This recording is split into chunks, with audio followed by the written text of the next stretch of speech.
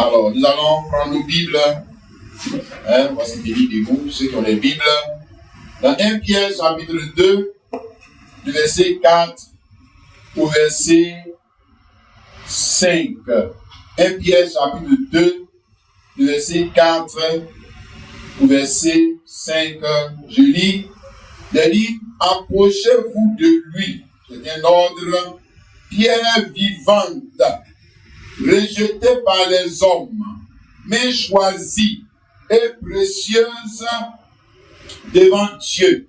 Et vous-même, comme des pierres vivantes, édifiez-vous pour former une maison spirituelle, un saint sacerdoce, afin d'offrir des victimes spirituelles agréables à Dieu par Jésus-Christ.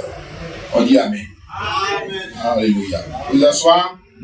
Alors, mon sujet, c'est dans le texte victime spirituelle. C'est ça qui est dans le texte. On dit ici, verset 5, et vous-même, comme les pierres vivantes, édifiez-vous pour former une maison spirituelle, 2, un saint sacerdoce. Et le but de tout ça, c'est afin d'offrir des victimes spirituelles. Alléluia. Voilà, donc on va d'abord essayer de définir le mot victime, et puis ça va nous permettre de comprendre qu'est-ce que la Bible qualifie de victime spirituelle. Alléluia. Parce que si tu connais ce que c'est qu'une victime, tu pourras aussi connaître ce que c'est qu'une victime spirituelle. N'est-ce pas? Et puis tu pourras connaître ce qui n'est pas une victime, même tout le monde. Amen. Voilà. Alléluia. Amen. D'accord. Victime, c'est quoi? On parle d'une créature vivante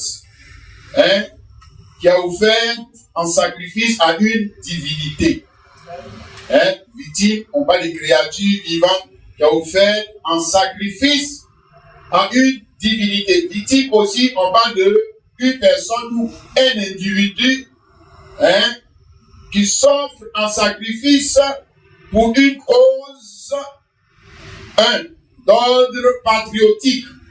C'est-à-dire lui, il s'offre en sacrifice pour les intérêts de sa patrie.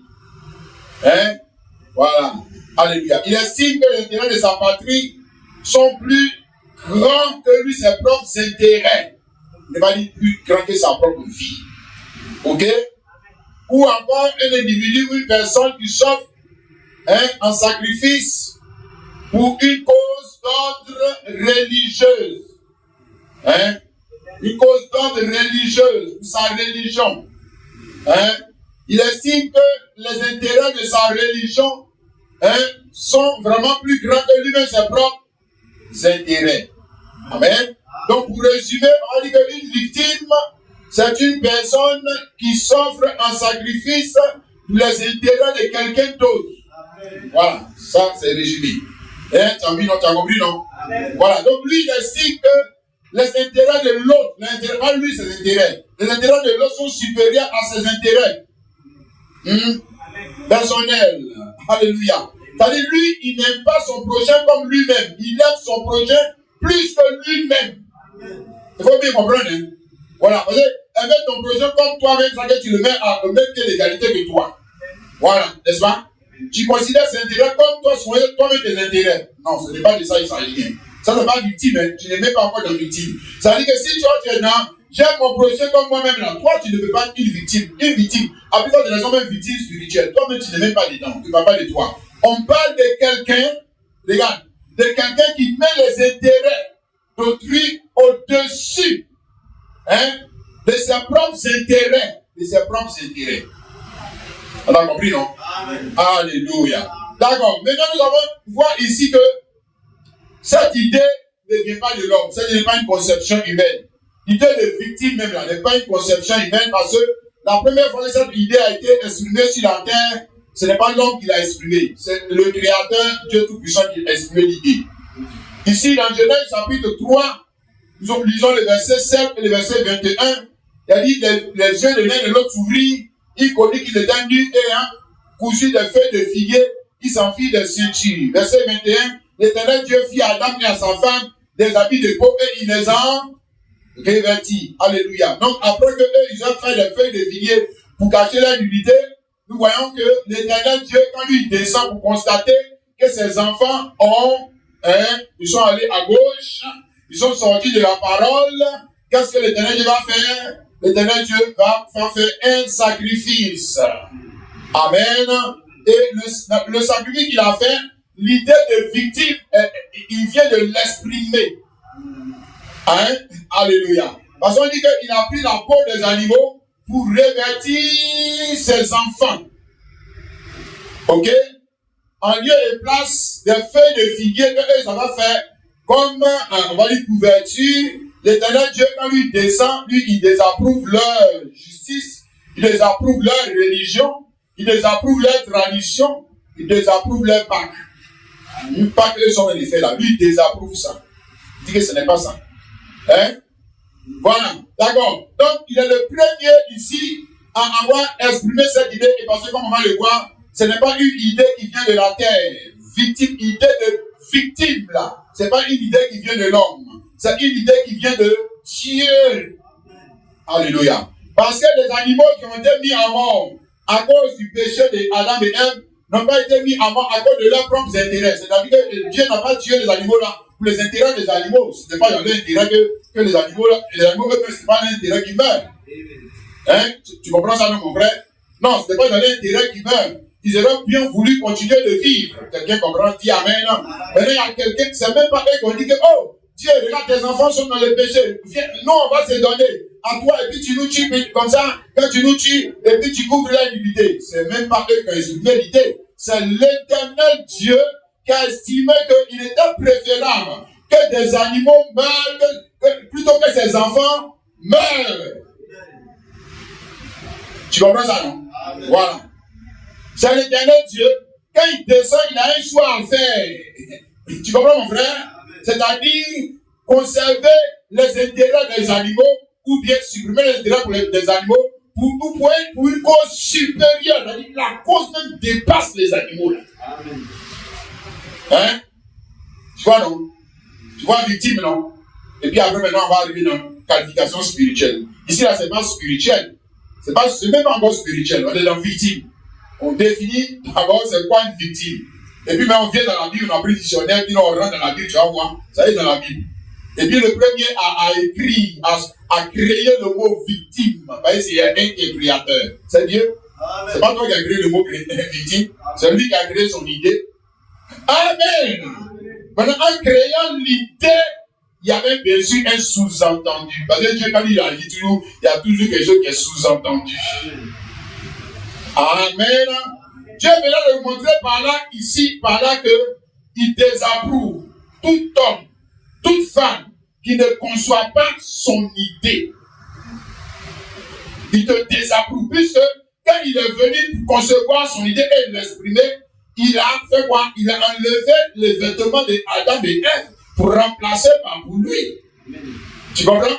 Voilà, il n'est pas venu les trouver avec des feuilles de figuier. Il a dit, ah, mes enfants, vous êtes vraiment intelligents. Vous m'avez déjà précédé. Vous m'avez déjà dévancé. Vous avez fait une boîte de religion pour couvrir votre péché. Il a dit non. Vous avez fait une mauvaise religion pour couvrir vos péchés. Votre religion est mauvaise. Parce que c'est moi qui suis juge. Moi, quand je vous regarde, je vois toutes vos fautes. Alléluia. Donc, ici, le Dieu est en train de vous montrer quelque chose, il désapprouve. Toute religion, toute intelligence, toute tradition, toute civilisation, tout homme qui ne conçoit pas le sacrifice de Jésus-Christ pour le pardon des péchés et la réparation du tort qui a été fait à Dieu. Il désapprouve. Tout homme. Hein? Parce que tu vois la conception des Adam et Ève, non? Et puis, j'arrive pour Dieu. Dans pour eux, la personne est morte. Hein? Donc, pour eux, ils savent qu'ils ont péché. Maintenant, pour couvrir leur nudité, la personne est morte. Il n'y a pas eu de sang versé. Voilà, ça c'est un peu l'idée que nous avons dans ces religions qui ne conçoivent pas que pour que Dieu pardonne les péchés, il faut que quelqu'un meure. Et ils ne sont pas d'accord avec ça. Parce que dans leur intelligence, ils se disent que Dieu est tout puissant. Et puis Dieu est amour. Est-ce qu'il a besoin de tuer quelqu'un pour pardonner les péchés? Hein?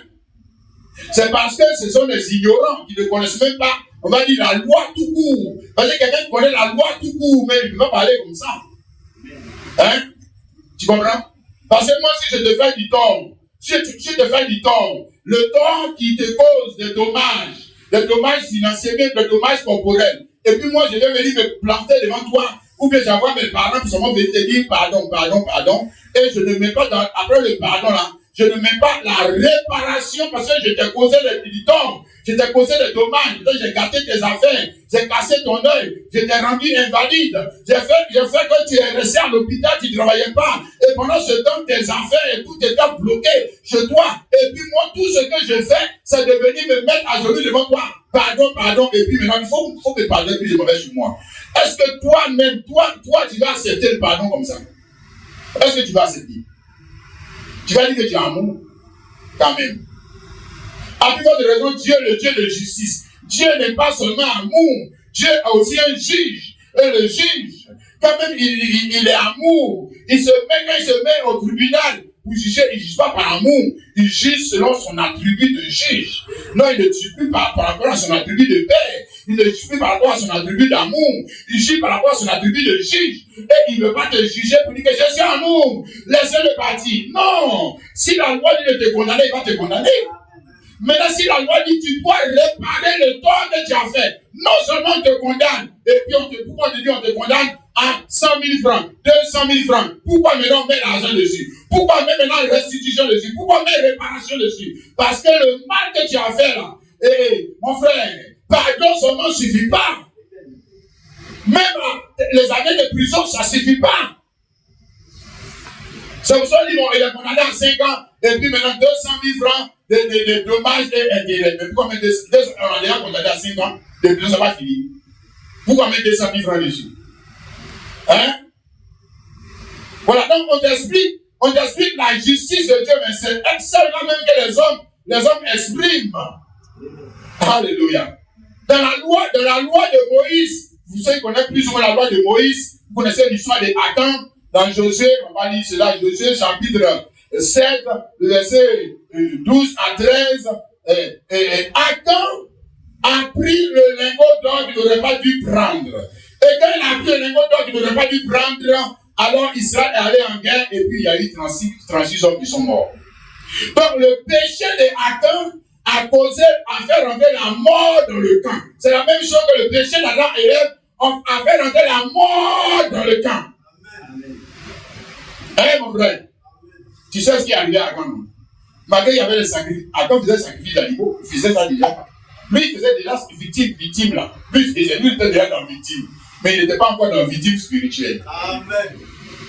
On va te montrer pourquoi il faut une victime spirituelle là. Hein? Hein? Tu vois?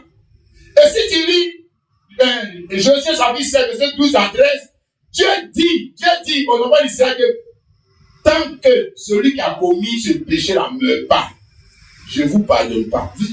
Et puis je ne vais même plus fâcher avec vous. Tu as compris? C'est-à-dire, il y a des péchés là. C'est pas pardon. Non. C'est même pas le sang de mouton. Non. Ou bien tu trouves une victime spirituelle, ou bien toi-même tu meurs. Toi-même tu vas mourir. Hein? Est-ce qu'Achan n'est pas mort? Hein? Pour qu'il y ait quoi? Expiation. Ah, c'est un homme qui est mort pour qu'il y ait expiation. Là, c'était plus un animal qui est mort. C'est un homme. Achan, un homme qui a été tué, lapidé. Tué pour qu'il y ait quoi? Pardon. Pour qu'il y ait pardon. C'est un homme. Hein? Et pourquoi cet homme est mort? Voilà, on t'explique maintenant. Parce que dans la loi de Moïse, il n'y avait pas de victime, quoi? Quelqu'un peut terminer? Spirituel. Voilà. Tu as compris maintenant? Amen. Alléluia. Non, il n'y avait pas de victime spirituelle. Il y avait victime. mais pas victime spirituelle. Pas une victime, c'est ce qu'on a défini. Hein?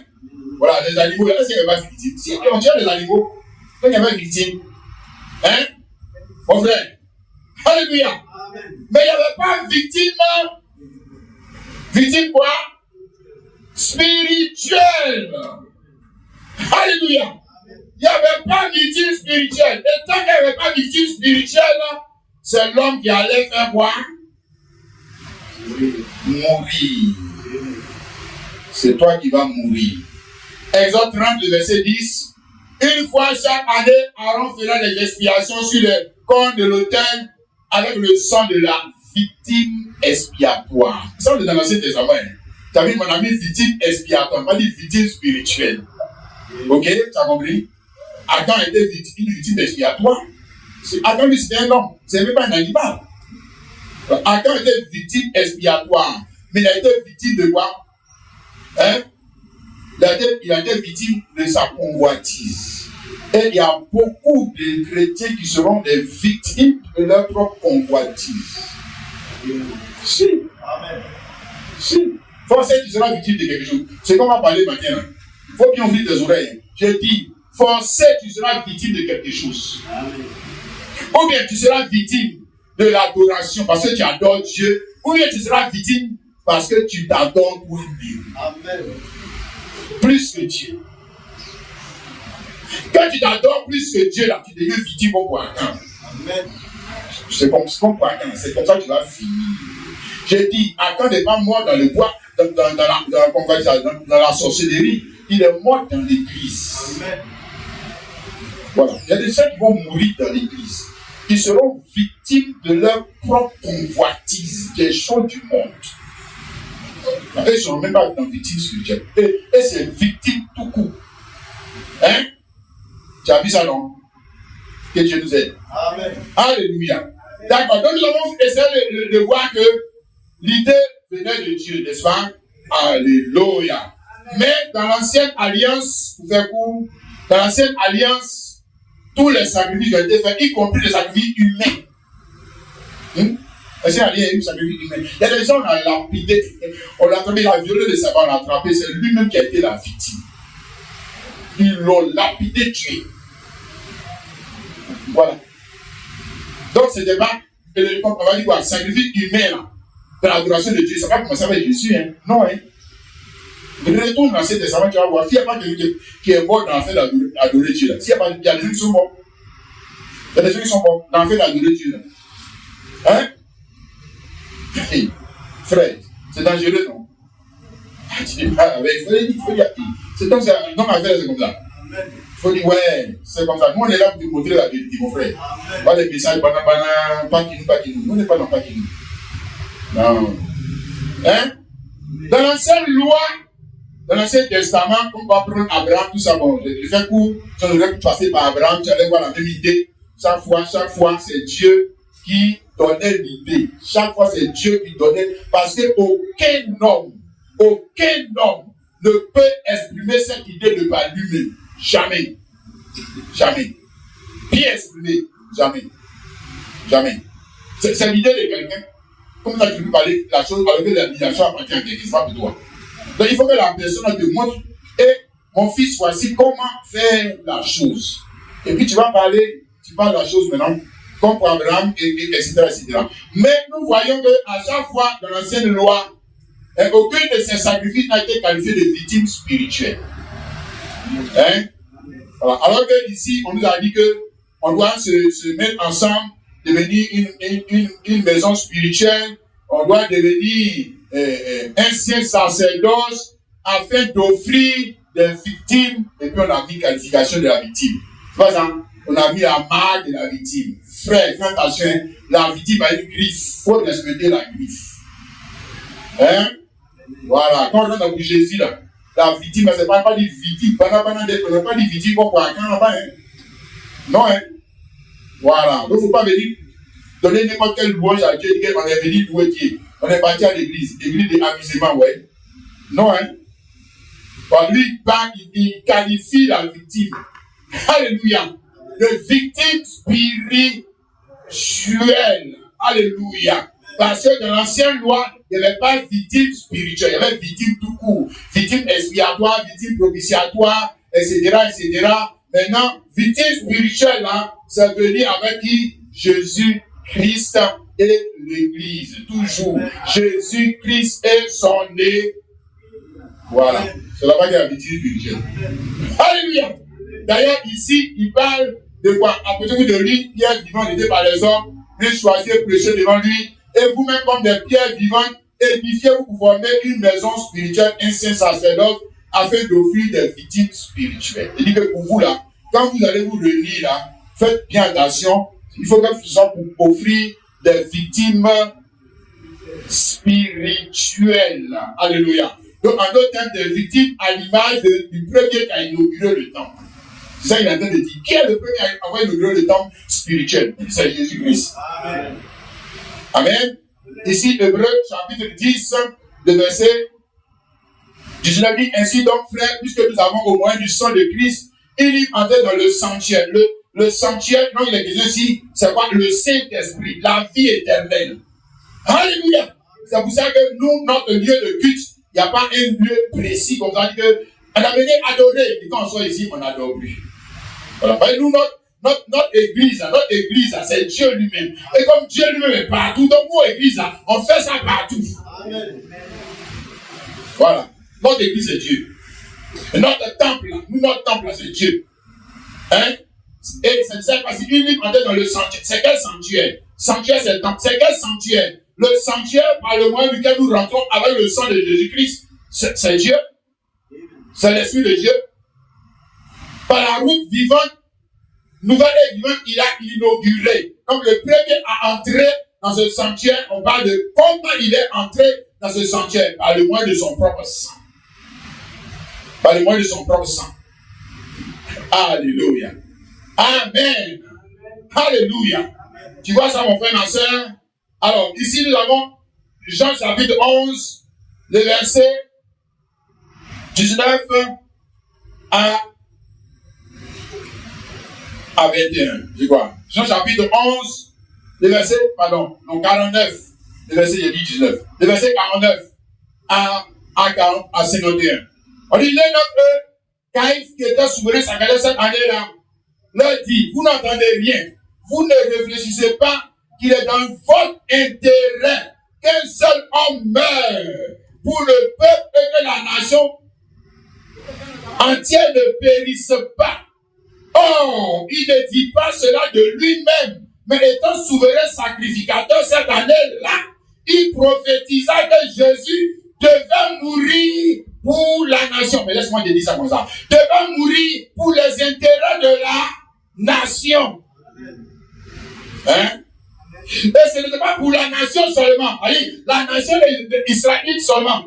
C'était afin de réunir en un seul corps les enfants de Dieu dispersés. Alléluia. Que ce Jésus devait mourir. Il n'est pas mort. S'il n'est pas mort dans ce cas-là, c'est que Dieu a préféré les intérêts de Jésus, l'intérêt de la personne, à l'intérêt de qui? À l'intérêt général. C'est que l'idée est faussée. On t'a expliqué victime, ça veut dire quoi? Victime, ça veut dire quoi? Il faut regarder ici, l'idée est encore là. Et puis cette fois-ci, c'est les sacrificateurs qui parlent. C'est pas ça? Les principaux sacrificateurs. Mais bien sûr, il faut que ce soit eux qui parlent. Dans l'ancienne loi, ce n'est pas eux qui font les sacrifices. Tu as compris maintenant, non? Amen. Dis Amen. C'est ça qui font les sacrifices.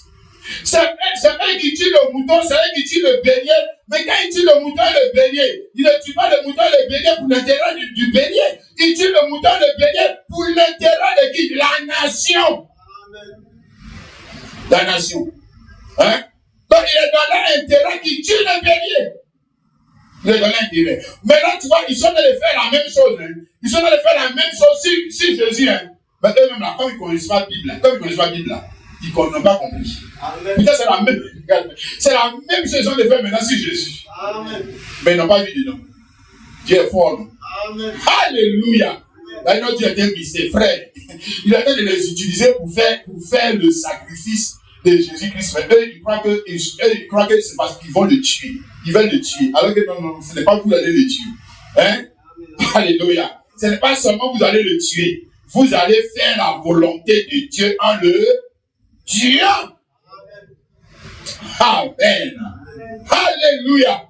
C'est pour ça que Jésus lui-même ici dans Jean 8, le verset 40 dit quoi? Mais maintenant vous cherchez à me faire mourir. Moi qui vous ai dit la vérité, qui ai entendu de Dieu, cela Abraham n'a point fait. Verset 44. Vous avez pour père le diable et vous voulez accomplir les désirs de votre père. Il a été maître dans le commencement.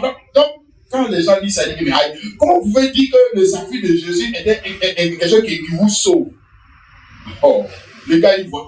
Quand lui dit là, il voit pas. Il voit pas que c'est Dieu lui-même qui est le maître d'orchestre. Amen. Alléluia. Et qu'ils ne sont pas en train d'exprimer leur idée. Le démon même n'est pas en train d'exprimer son idée, il est en train d'exprimer l'idée de Dieu. Amen. Amen. Jésus dit ici que vous cherchez à me tuer. Donc, en d'autres termes, c'était un maître. Eux, ils l'ont tué. C'était un maître. C'est ce qu'il a en train de dire. C'était un maître. N'est-ce pas? Alléluia. Mais c'est la même chose qui se passe toujours dans le temps. Qu'est-ce qu'ils font? Qu'est-ce qu'ils font à l'agneau? Qu'est-ce qu'ils font au bélier? Qu'est-ce qu'ils font au bouc? Ils le tuent. Alléluia. Mais pourtant, le sacrificateur est en train de le tuer là. Il n'accomplit pas sa volonté. Il accomplit la volonté de qui? De qui? Dieu. Pourtant, ce n'est pas Dieu qui descend pour le tuer. Mais pourtant, c'est Dieu qui est en train quand même de le tuer. Parce que toi, tu exprimes l'idée de qui? Alléluia. Tu exprimes l'idée de qui? C'est l'idée de qui? Tu dis on l'a tué, mais c'était l'idée de qui on le tue? Amen. C'est formidable, mon frère. Jean 10, ici, Jésus dit, 17, le verset 17, le Père même, parce que je donne ma vie afin de la reprendre. Hey! Alléluia! Ça, c'est très bien intéressant maintenant. Donc, lui, il croit que, le gars, il croit que c'est lui-même qui est en train de le tuer. Le gars qui vous allez tuer là, il dit que c'est moi-même qui me suis donné à vous. Amen. C'est moi-même qui me suis donné à vous. Et que j'ai le pouvoir de me laisser tuer et puis de récupérer encore ma vie. Hein? Ouais. Et puis toi, tu vas quitter là-bas, mais il me dit que, ouais, lui là, c'est son saint prophète. Qu'est-ce qui ne va pas avec toi? Hein? Un saint prophète peut parler comme ça? Les gars, verset 18. Personne ne me l'onte, mais je la donne de moi-même. J'ai le pouvoir de la donner. J'ai le pouvoir de la reprendre. Ouais. Ah. Voilà l'homme. N'est-ce pas, frère, mon frère, ma soeur? Amen. Alléluia. Oh, c'est formidable. N'est-ce pas, mon frère, ma soeur? Tu vois, ce qui s'est passé ce jour-là, c'est que les sacrificateurs, là, c'est eux qui ont toujours fait le sacrifice. Et c'est ce qu'ils ont fait. C'est ce qu'ils ont fait. Mais seulement, ils ont fait le sacrifice que Dieu voulait qu'ils fassent, sans savoir qu'ils étaient en train de faire les choses dans l'intérêt de qui? Dans leur propre intérêt. Regarde, tu vois, donc, c'est ça qui a devenu dangereux. Ils faisaient pas dans l'intérêt de celui qui allait les tuer. Non. Ils faisaient dans leur propre intérêt, mais eux, ils croyaient qu'ils allaient le limiter, puis c'est fini. Hein? Regarde ce qu'il dit ici. Hein? Tu vois, c'est Pierre. Acte chapitre 3. Hein? Le verset 17. Et maintenant, frère, je sais que vous avez agi par ignorance. Ainsi que vos chefs, les principaux sacrificateurs. Il a dit que, quand vous avez tué Jésus là, vous n'avez pas vu dedans. Sinon, ce que vous avez fait là, c'est ça qui est écrit dans votre Bible.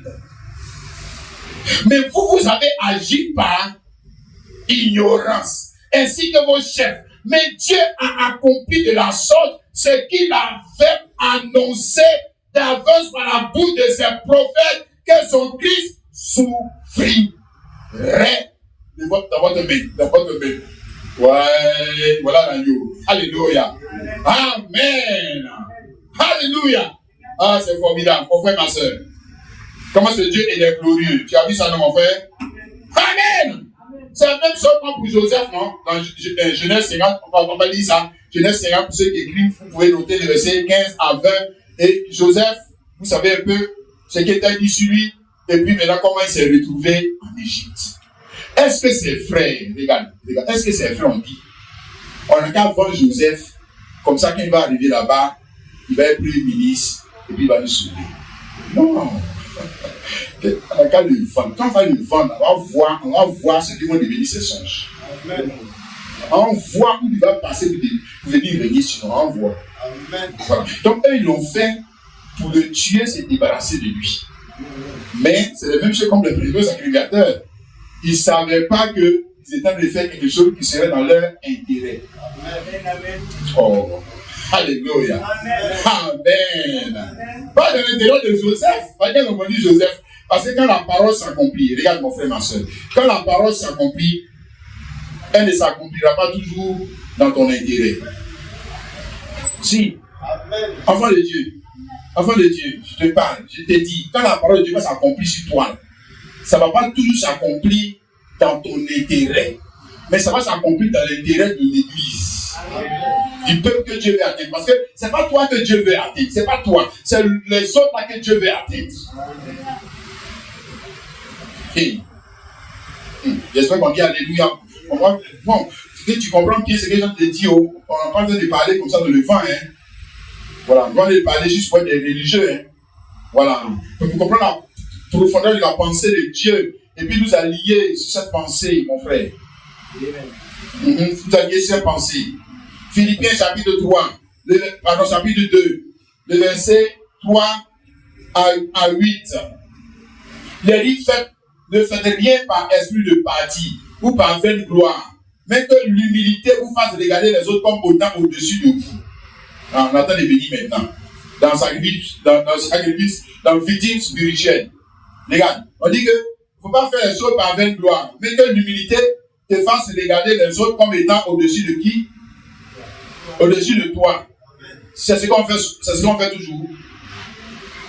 Hein? Quand toi tu regardes l'intérêt des autres, là, tu prends l'intérêt pour les placer au-dessus de toi. Hein?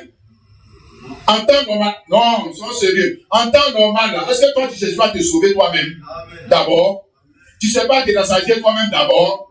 Tu ne sais pas à t'élever toi-même d'abord. Tu ne sais pas te glorifier toi-même d'abord. Est-ce que tu trouves ta gloire à glorifier quelqu'un d'autre qui n'est pas toi-même? Est-ce que tu trouves ta gloire à faire ça? Donc, ce que tu fais là, ce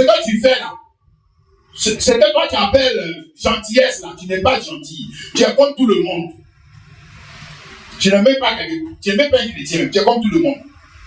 Regarde, que chacun de vous, au lieu de considérer ses propres intérêts, considère aussi ceux des autres. Maintenant, il dit, ayez en vous les sentiments qui étaient en Jésus-Christ, lequel existant en forme de Dieu, n'a pas regardé comme une proie arrachée d'être égal à Dieu, mais il s'est dépouillé lui-même en prenant une forme de serviteur, en devenant semblable aux hommes, étant apparu comme un simple homme, il s'est humilié, se rendant obéissant jusqu'à la mort, et même jusqu'à la mort de la croix. Et puis maintenant, toi tu dis, c'est pour ses propres intérêts. Quand même, tu as commencé à lire au début, on a parlé de quoi? Pour ses propres intérêts. Hein? Non. C'était pour les intérêts de quelqu'un d'autre. C'était pour l'intérêt de son corps qui est l'Église. Voilà. C'était pour l'intérêt de son corps. Regarde, on dit qu'il était égal à Dieu. Ça dit Dieu est égal à lui-même. Il était égal à lui-même. Il était dans la gloire. Il était le Dieu tout-puissant. Mais maintenant, toi tu avais un problème. Et comme lui, c'est lui seul qui a l'idée. C'est lui seul qui a l'idée de victime. Il fallait qu'il soit dans un corps pour exprimer l'idée dans ton intérêt. Hein? Tu as compris ça, mon frère, ma soeur? C'est là qu'on parle de la mort et de la résurrection de Jésus-Christ dans l'intérêt de qui? De l'Église. Hein, mon frère? Est-ce que si ça dans son propre intérêt, lui, il a besoin de mourir et de ressusciter? Lui, il était déjà dans la gloire. C'est toi qui es tombé dans le péché qui avait un problème. C'est pas lui qui avait un problème. C'est toi qui avais un problème. Alléluia! Mais maintenant, il ne peut pas choisir quelqu'un d'autre pour venir régler ce problème. Hein? C'est pas juste. C'est lui qui est le Père. Donc, c'est lui qui doit trouver la solution. Puis, c'est lui qui a l'idée. C'est lui qui est l'idée. Victime, là. Victime spirituelle. C'est une idée. C'est une personne. Et comme il dit, je suis le chemin, La vérité et la vie. Il dit que chemin c'est une chose, mais chemin c'est une personne. Amen. Vérité c'est une personne. Amen. La vie c'est une personne.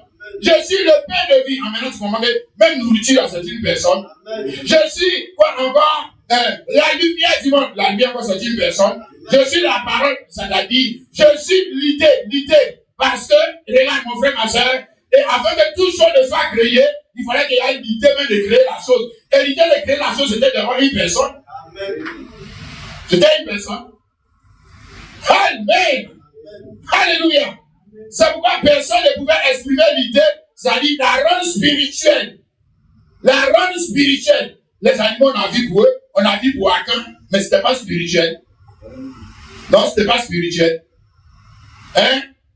Comme Paul a essayé de nous expliquer ici dans 1 Corinthiens chapitre 15, le verset 46. C'est pourquoi, donc 46 à 47. Mais ce qui est spirituel n'est pas le premier. C'est-à-dire le premier homme, on dit qu'il est quoi? C'est l'homme animal. Ce qui est animal, c'est ce qui est premier. Et le spirituel vient ensuite. Donc l'homme, le premier homme là, il était un homme animal. C'est pour ça que pour le couvrir, ses péchés, il fallait utiliser un animal. Mais ça, c'est pas l'évolution de la vie. Quand on utilise un animal pour toi-même la regarde, toi tu es un homme, on utilise un animal pour te racheter. On ne t'a pas grandi, on ne t'a même pas grandi. On te montre ta nature. On te montre que c'est que toi-même tu es un animal. On n'a pas de dire que tu es un enfant de Dieu. Non, on n'a pas de te dire ça. Mais quand tu es un enfant de Dieu, là, c'est pour Jésus-Christ là. Là, on te montre que tu es un enfant de Dieu. Amen. Voilà. Parce que là, c'est une vie qui est au-dessus de la vie animale. Qui est offerte en sacrifice. Et cette vie qui est offerte en sacrifice, c'est l'idée elle-même. L'idée elle-même qui se matérialise. Qui devient un homme. Alléluia. Et ça, il a dit que cet homme-là s'est dit, c'est le spirituel. Le spirituel. Mais le spirituel n'est pas le premier. C'est ce qui est animal. Ce qui est spirituel vient ensuite. Le premier homme tiré de la terre est terrestre. Le second homme est du ciel. Voilà. Alléluia. Le second homme, lui, vient du ciel. Et lui, il est le spirituel. Amen. Jésus-Christ, n'est-ce pas, mon frère? Alléluia. Et c'est pourquoi lui, il a tellement bien exprimé l'idée, hein, frère, que maintenant nous avons une libre entrée dans le sanctuaire. On lit là tout à l'heure, Hébreu, chapitre 10, verset 19 à 20. Qu'est-ce que c'est sanctuaire terrestre? Une libre entrée dans le ciel. On est déjà sur la terre ici. On est sur la terre ici, non? Mais avec par le moyen du sang de Jésus, on est au ciel. Amen. On est déjà au ciel. Voilà, c'est pour ça que nous, les chrétiens musulmans qui sont là, les chrétiens sont dans l'église à musulmans, ouais, on n'est pas encore au ciel. C'est parce que lui, il ne connaît pas la Bible là. Il a dit qu'il n'est pas encore au ciel. Si, on est déjà au ciel. Ou bien c'est que tu n'es pas sauvé. C'est que tu fais, voilà. Parce que si tu es encore sur la terre, tu n'es pas sauvé. Voilà. Notre position, on va le voir, notre position est céleste. Notre position est céleste. Alléluia. Et nous, on n'adore pas Dieu seulement sur la terre, on l'adore au ciel.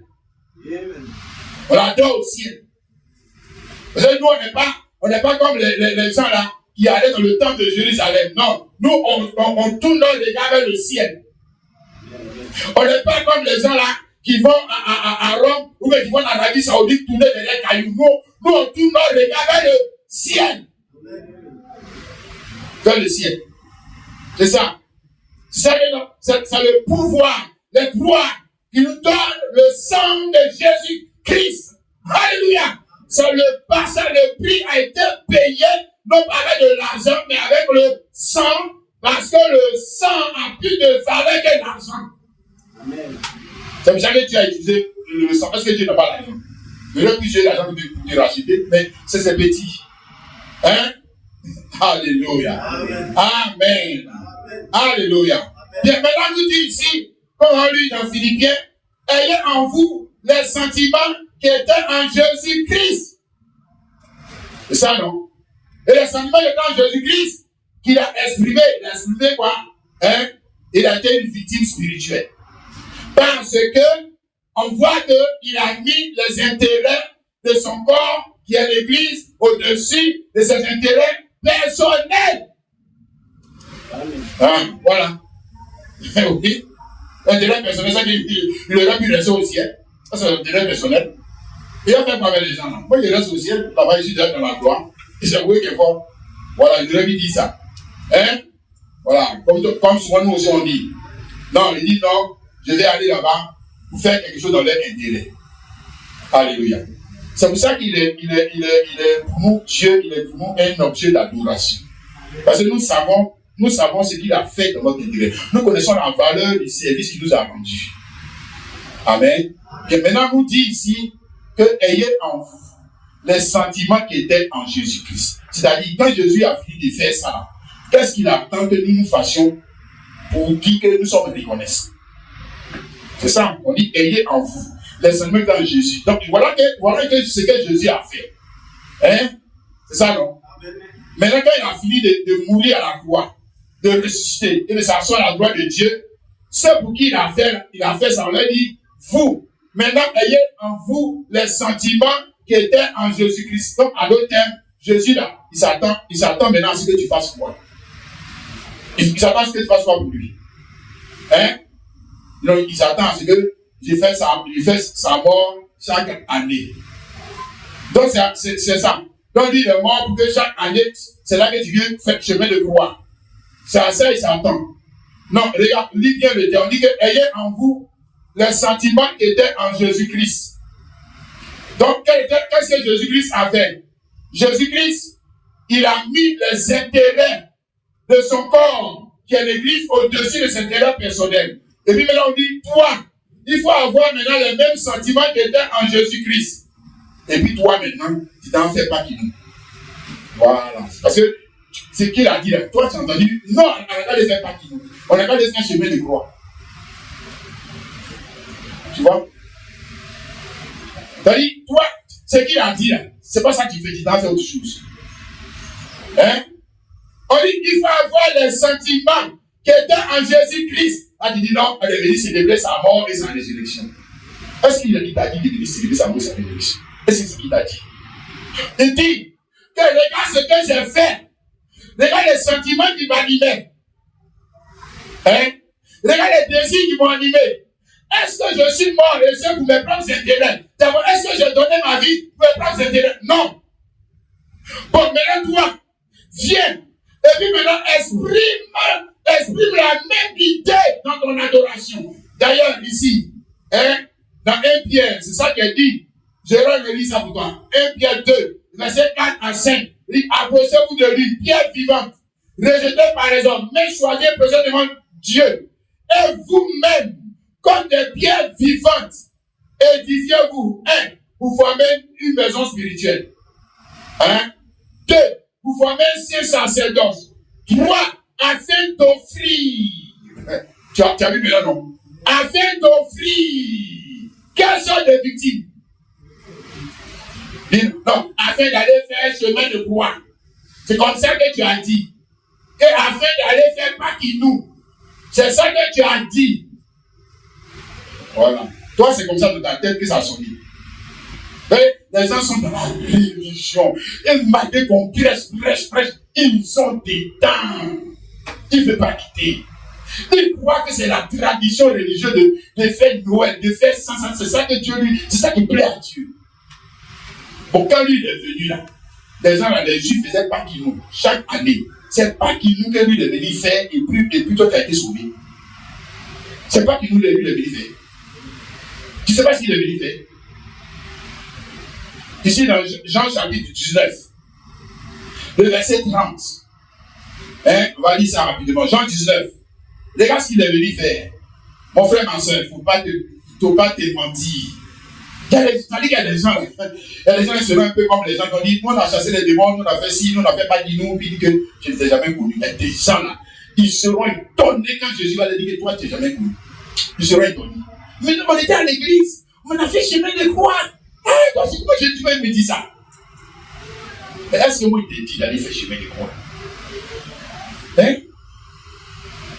Tu t'as dit d'aller faire joyeuse Pâques. Tu dis que joyeuse Pâques. Matin, quand tu regardes tous les messages que tu reçois là, joyeuse Pâques, joyeuse Pâques, ça veut dire quoi ça?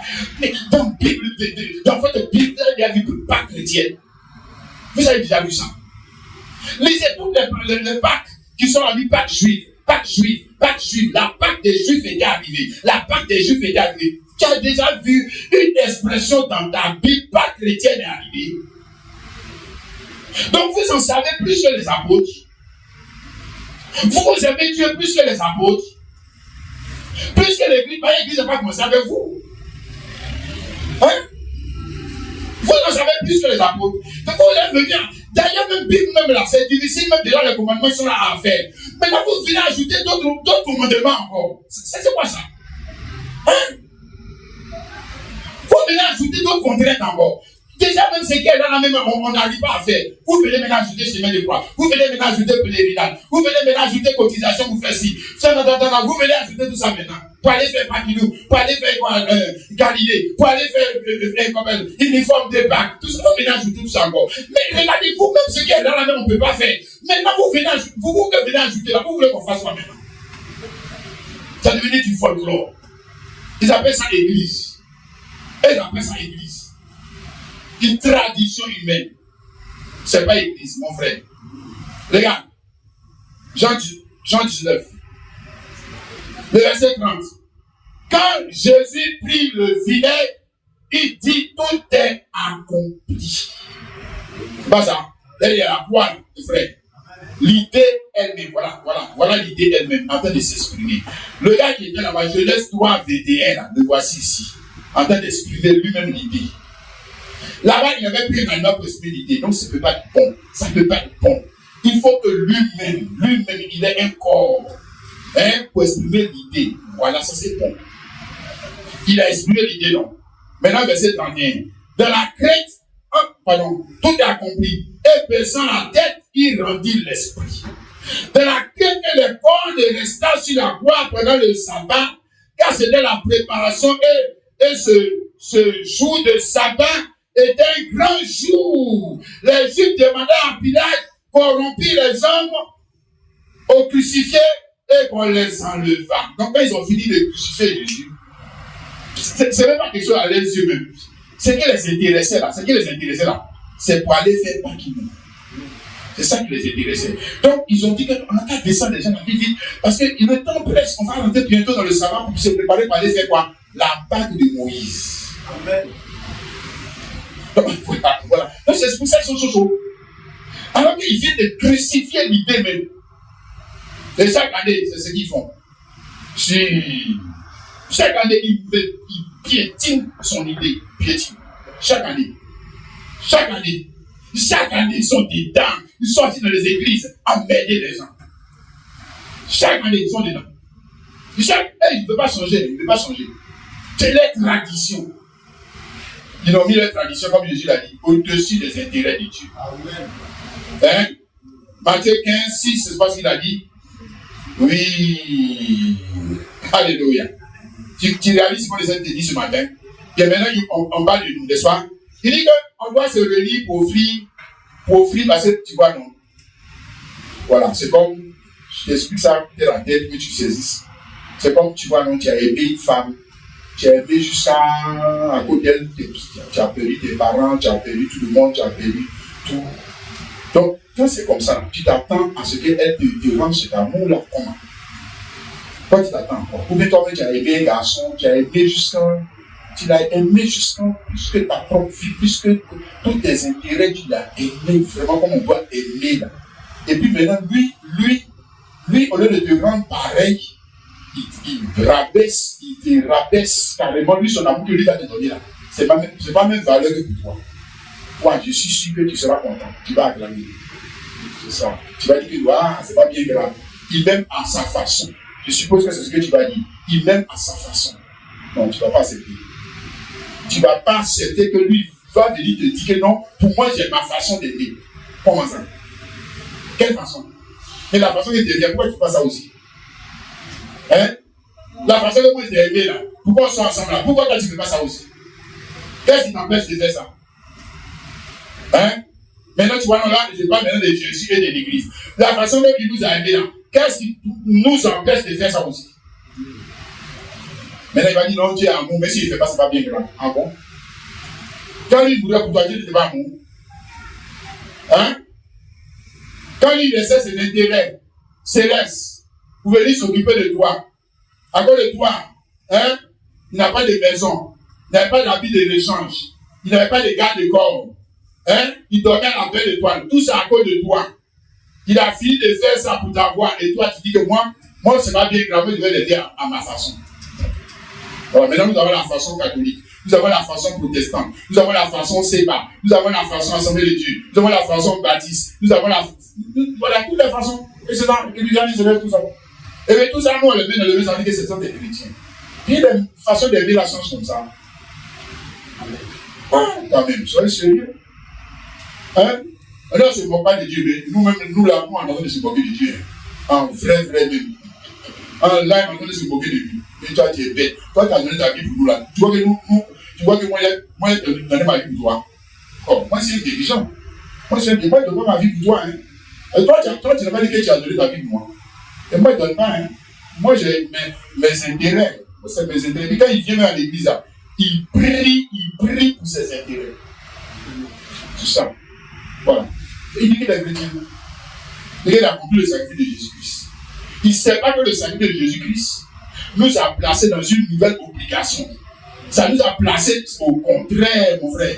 Le gars, si on recevait dans le sacrifice de l'agneau, c'était bon. Maintenant, quand lui-même est venu mourir pour nous, là, Dieu, ça veut dire qu'il ne peut pas accepter une adoration banane. C'est fini. Il ne peut pas accepter. Il ne peut pas accepter.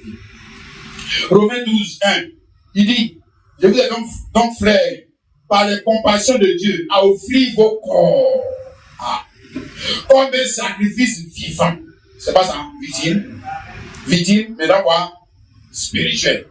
Ouais, c'est toi qui mets maintenant. Amen. On n'a pas dit Jésus-Christ. Pour lui, là, c'est fini. Offrir vos corps comme un sacrifice vivant. Et nous avons dit qu'une victime, c'est une créature vivante qui est offerte en sacrifice pour l'adoration d'une divinité. Donc voilà l'idée qu'elle est là.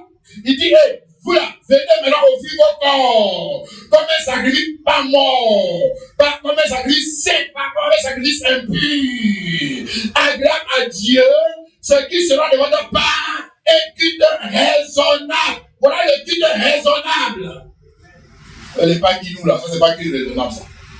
Voilà, ça c'est culte d'amusement. Les plaisantements, les gens ne veulent pas aller au ciel. Ouais, il veut qu'on le plaque toujours dans le cas de plaquer. Il ne veut pas aller au ciel.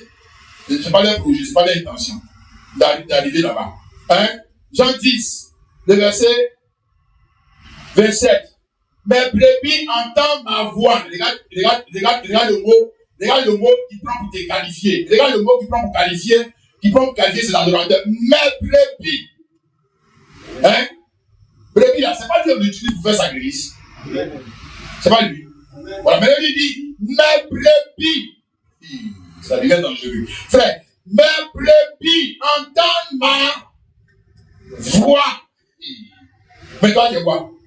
Toi, tu es serpent. Je n'ai pas dit mes serpents. Hein? Je n'ai pas dit mes porcs. Non, je n'ai pas dit mes chevaux. Voilà, donc si tu as une autre nature là, on dit conversion. Si tu as un tigre, conversion. Tout le monde, conversion. Tout le monde a devenu quoi? Brebis. Tout le monde. Il n'y a pas un qui est d'accord de ces tigres encore. Dis-moi, deviens un comportement que ça Dieu mec m'a créé tigre. Quand il vient dans mon Dieu là, il devient brebis. Il devient brebis. Il faut laisser le comportement des tigres là. Il faut laisser ça. Il devient brebis. Hein? Lui, il connaît brebis. Il ne connaît pas tigre. Il ne connaît pas serpent. Hein? Il ne connaît pas les autres animaux là. Il ne connaît pas. Il connaît seulement brebis. Ces brebis entendent sa voix. Je les connais. Et elles me suivent dans mes idées, dans mes intérêts. Elles me suivent. Ça veut dire quoi? Ça veut dire qu'elles ont laissé leurs intérêts pour me suivre. C'est ce que ça veut dire. Il dit qu'elles me suivent. Ah, maintenant moi j'avais deux beaux là-bas dans le monde. Elles me suivre. Il dit, ah, let's go. Alors on va suivre Jésus.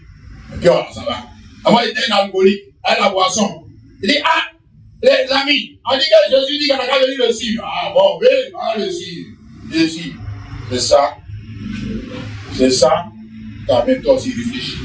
Et qu'est-ce que ça veut dire? Non? Ça veut dire qu'il faut laisser ta boisson là, il faut laisser. Ta drogue là, ton ganja là, il faut laisser. Comportement que tu avais avant là, il faut laisser. Sinon, c'est que c'est pas la peine. Hein? Le frère. Alléluia. Amen. Donc, nous laissons de comprendre ici l'esprit de Christ. Hein? Philippiens 2, là, qu'on a lu, ça c'est l'esprit de Christ dans un homme. Parce que l'esprit de Christ dans un homme. Hein? Je dis, l'esprit de Christ, comment c'est que l'esprit de Christ est dans un homme? Mais parce que il va vraiment partager les mêmes sentiments que Christ. Amen. Non, il ne va pas devenir catholique. Ce n'est pas vrai. Les gens nous ont menti. Il ne va pas devenir protestant. Il ne va pas devenir une assemblée de Dieu. Il ne va pas devenir un baptiste. Il ne va pas devenir... Non, ce n'est pas vrai. Jésus-Christ, il n'était pas un baptiste. Il n'était pas assemblée de Dieu. Il n'était pas un catholique comme les gens veulent nous mentir là. Ce n'est pas vrai. Hein?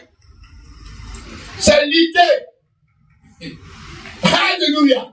Ayez en vous les sentiments de Jésus. Donc il parle de l'esprit. Donc la conception qu'elle va venir en toi là, ça doit faire de toi aussi une quoi?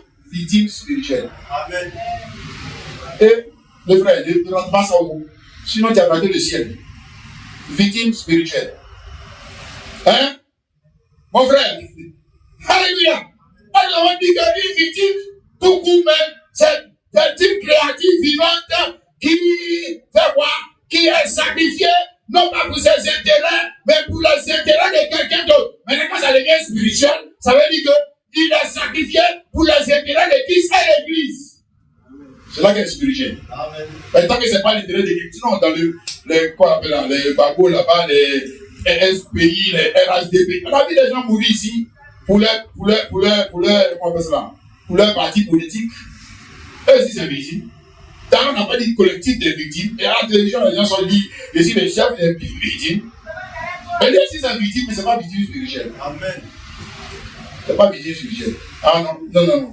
Pas de lui. Lui là, il est mort pour les intérêts de quelqu'un qui n'a valait pas la peine. Si, je l'ai dit. Ça ne valait pas la peine. Parce que le chef de son parti politique là, il ne va jamais accepter de mourir pour lui. Amen. Jamais. Oh, le chef de notre parti politique, Jésus-Christ, il n'a pas dit vous venez être victime spirituelle en premier. Non, moi-même là, je suis victime spirituelle. Quand j'ai fini d'exprimer l'idée là, maintenant je suis censé rentrer en vous. N'est-ce pas? Amen. Pour continuer d'exprimer l'idée. Amen. Donc, comment on va reconnaître un homme, une femme qui a l'esprit de Christ? Tu vois, victime spirituelle. Alléluia. Amen. Parce que, les gars, l'esprit de Christ met toujours les intérêts de Christ et de l'Église au-dessus de l'intérêt personnel. Amen. Ça, c'est le Saint-Esprit. C'est pas parler en langue seulement. C'est pas, on va le voir, c'est pas chasser les démons seulement. Non, hein. Voilà. Donc, on va dire que, comme il parle en langue, il a le Saint-Esprit. Et puis, il ne veut pas mettre les intérêts de Christ et de l'Église au-dessus de ses propres intérêts. Et lui, il a le Saint-Esprit. D'accord. Il ne conçoit pas. C'est-à-dire qu'il ne conçoit pas cette idée. Il n'est pas d'accord avec cette idée. Hein? Il est toujours dans la continuité de l'idée que l'homme là, lui, ses intérêts doivent être toujours au-dessus de l'intérêt de tout le monde. Voilà. Lui, il est quitté dans le monde avec l'idée, il vient encore dans l'église, il a toujours la même idée. Il s'en va à l'enfer. Il s'en va à l'enfer. Hein? Regardez-le, il s'en va à l'enfer. Il sera comme Adam. Et lui, il croit qu'il est intelligent. Qu'il en sait plus que Dieu. Il croit qu'il est intelligent. Hein? Non, regarde. L'esprit de Christ. Comment savoir que quelqu'un a l'esprit de Christ? Parce que tu vas grandir. Forcé, tu dois arriver. Si tu es devenu un homme parfait, c'est que tu es devenu comme Jésus-Christ. Mais quand tu arrives comme Jésus-Christ, c'est que c'est victime spirituelle. Hein? Le frère, alors tu commences par les textes de dire ce matin. 1 Corinthiens 12, verset 7. Or, à chacun, la manifestation de l'esprit est donnée pour l'utilité commune. Or, à chacun, la manifestation de l'esprit est donnée pour l'utilité personnelle. Ouais, c'est comme ça que tu as vu ça dans ta Bible là, ouais. Utilité personnelle. Qui t'a dit ça? Utilité commune. Communauté de biens. Tu n'as pas compris? Si. Donc à chacun, l'esprit est donné. Ou à chacun, une bénédiction est donnée. À chacun, une prospérité est donnée. Pour l'utilité. Maintenant, nous, on est dans l'utilité commune là. Ou bien on est dans Boakan. Hein? Ou bien on est dans Ananias et Saphira. Toi, tu es dans quoi? Tu es dans pour Jésus là. Ou bien tu es dans pour Ananias. Tu es dans pour Ananias et Saphira. Ben, Ananias et Saphira, c'était quoi? C'est pas l'utilité commune. Hein? C'était l'utilité personnelle. Si. Oui. C'est les petits rusés. Ils sont dans l'église. Et ils croient que c'est des hommes qui sont de servir. Parce que tu vois, donc, eux là, c'est des gens comme ça. Eux là, si on met un petit statut ici, comme ça, de Jésus ou de Marie, quand il fait là, il est sérieux. L'acte de Dieu là, il est là. Voilà. Comme il n'y a pas de statut, il croit que c'est un homme qui parle. C'est pas beaucoup de gens qui parlent. Lui, il a toujours l'idée de la conception païenne de Dieu. Il faut qu'il y ait des statues. Il faut qu'il y ait des bougies. Il faut qu'il y ait de l'eau. Il faut qu'il y ait de l'encens. Il faut qu'il y ait de l'huile. Il faut qu'il y ait du miel. Il faut qu'il y ait des choses comme ça. Parce que lui, il ne peut pas concevoir Dieu par la foi. Non. Il faut qu'on ramène les choses matérielles. Voilà. Là, il a peur. Là, il a peur de ceci. Là, il a peur. Mais il ne peut pas concevoir l'idée que Dieu, ce n'est pas une affaire matérielle. C'est le fait de concevoir une idée. Laquelle? Mais celle que Jésus a exprimée quand il est mort. C'est à ça que nous devons arriver. Pour lui dire nous sommes des adorateurs. Sinon c'est faux. Sinon c'est faux, mon père. Mais sinon, comment tu fais avancer même le royaume? Hein? Regarde pour Marie. Dans Luc 1:38, Marie dit à l'un, je suis la servante du Seigneur, qui me soit fait selon ta parole. Alléluia. La parole qui venait là, est-ce que c'était dans son intérêt? Hein? Tu vas dire c'était dans son intérêt. Ça allait briser son mariage. D'ailleurs, c'est à cause de ces paroles qu'elle s'est retrouvée dans l'état pour aller enfanter. Amen. Est-ce qu'en Bethléem, là, les gens qui sont en Bethléem, les gens qui sont en Bethléem, là, c'est dans l'étable les enfants. Lui-même qui lui a donné l'étable, là, c'est là-bas sa femme enfante. Il y a des livres, vous comprenez? Vous comprenez? Elle était devenue victime. Victime de quoi? De l'ignorance de l'église religieuse. Une victime de l'ignorance de ses parents. Ils ne connaissent pas Dieu. Hein? Ils ont Bible, ils ne comprennent pas Bible. Hein? Le frère. Comment l'œuvre de Dieu allait prospérer s'il n'y avait pas là une femme qui avait laissé tomber ses intérêts, ses intérêts même étaient menacés pour l'intérêt de la communauté, c'est-à-dire de l'église. Hein? Comment ça allait marcher? Alléluia! Comment le royaume de Dieu va prospérer, cette église même, va grandir si chacun de nous ne quitte pas ses petits intérêts malhonnêtes, nuls, pour s'intéresser aux intérêts de cette église et de Christ. On va aller où? On va aller venir pour s'amuser. L'amusement. On est tout dans l'amusement. Ça, on est tout dans le loisir. Ça rappelle ça quoi? Distraction. Ça, on est venu se distraire. On est venu regarder. Beaucoup de gens font son one-man show. On est quitté à l'église, c'est pas vrai. Pas quitté à l'église, on est allé se distraire. Pas d'ici, ça c'est distraction. C'est pas vrai. Frère. Hein, l'église, là, c'est ça, on doit te montrer. C'est que Dieu attend. Abraham fait sa vie, il attend quoi? Il n'y en a qu'à venir seulement à l'église. C'est ça? Ah, toi aussi. Toi, sérieux? 1 Pierre, chapitre 4, le verset 14 à 16. Si vous êtes outragés pour le nom de Christ, vous êtes heureux. Parce que l'Esprit de gloire, l'Esprit de Dieu repose sur vous. Il te montre comment on peut savoir que l'Esprit de Dieu repose sur quelqu'un. Et quand l'Esprit repose sur quelqu'un, hey, frère, attends pour être une victime de cette onction. Attends-toi. C'est ça qu'il est en train d'expliquer. Hein? Que nul de vous, en effet, ne souffre comme meurtrier, voleur, malfaiteur ou comme se gérant dans l'affaire d'autrui. Mais si quelqu'un souffre comme chrétien, qu'il n'en a point honte, et que plutôt il glorifie Dieu à cause de ce nom. Parce qu'il sera victime spirituelle dès lors qu'il change de nom, dès lors qu'il accepte ce nom. Bon, bien sûr, s'il a vraiment accepté, il sera une victime. Ça, il n'y a rien à faire. Tu as vu ça, mon frère, ma soeur? Amen. Et ici, nous avons ce que l'apôtre Paul dit. Actes chapitre 20, le verset 23. Actes chapitre 20, le verset 23 à 24. Il dit, seulement de ville en ville, l'Esprit m'avertit que des liens et des tribulations m'attendent.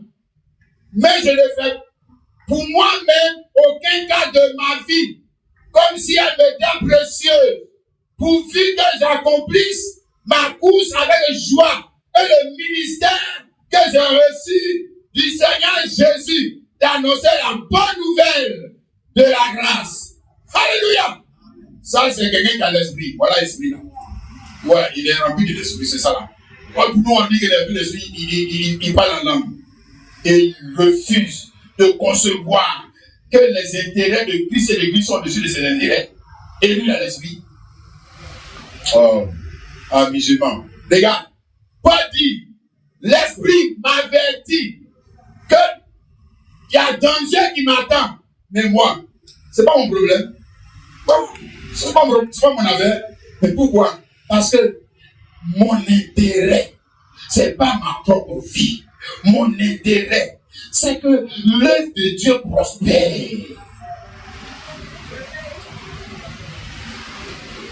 Mon intérêt, c'est pas mon mariage, c'est pas mon travail, c'est pas mes enfants. Mon intérêt, c'est que l'église de Dieu se porte bien. C'est ton intérêt aussi. Hein? Hein, le frère? C'est ton intérêt aussi. Galates chapitre 2, le verset 20, il dit, le même Paul, j'ai été crucifié avec Christ. Alors que nous, on dit, Jésus, tu as été crucifié pour moi. Mais moi-même, là, il ne faut pas t'attendre à ce que moi je sois crucifié aussi avec toi. Hein? Voilà. Si toi, tu ne peux pas garder ta vie, tu es venu donner ta vie, moi, ça c'est ton problème. Hein? Ça c'est ton affaire. Hein? Mais moi, crucifié avec toi. Jamais. Hein? Paul lui dit, j'ai été crucifié. Aïe, le gars, il est dans un autre niveau de l'adoration, frère. Il n'est pas dans le musulman comme pour nous là. Oh. Le gars, il est dans la réalité, de la vraie Pâque. Parce que la vraie Pâque, c'est pas Christ qui meurt sur la croix, c'est Christ qui meurt avec toi. Hein? Et qui ressuscite avec toi. Alléluia. Hein? Le frère. Et maintenant, quand j'ai été crucifié avec Christ, et si je vis, ce n'est plus moi qui vis, puisque j'ai été crucifié avec Christ.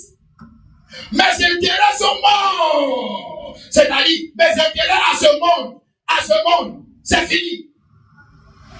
C'est fini. Mais est-ce que Jésus est venu prendre ce monde? Non. On dit que j'ai été crucifié avec Christ. J'ai été crucifié avec Christ pour que je voyage. J'ai été crucifié avec Christ pour que je me marie. Regarde, les se marient au plateau là-bas, ils ont été crucifiés avec Jésus. Donc c'est pour ça que Jésus est venu mourir. Vous voulez rabaisser la valeur du sang de Jésus-Christ au mariage. C'est quoi ces absurdités-là? Les gens ne se marient pas partout, là. Vous ne les voyez pas. Ils ont besoin du sang de Jésus. Amen. Ça, c'est le faux pasteur qui enseigne des choses comme ça. Pour se marier, il faut l'argent. Ce n'est pas le sang de Jésus qui comprend pour se marier, c'est l'argent. Tu sais pas ça? Amen. Oh. Mais pour rentrer dans l'adoration, nous sommes en train de parler. Ça, c'est le sang. Amen. Pour rentrer au ciel, c'est le sang. Ce n'est pas l'argent. C'est pas l'argent.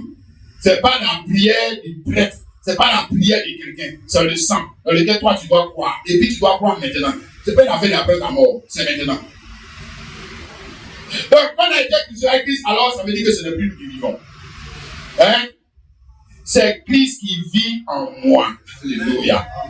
Et les frères. C'est Christ qui est comment Christ peut venir vivre en toi, comme Daniel, sans ses intérêts.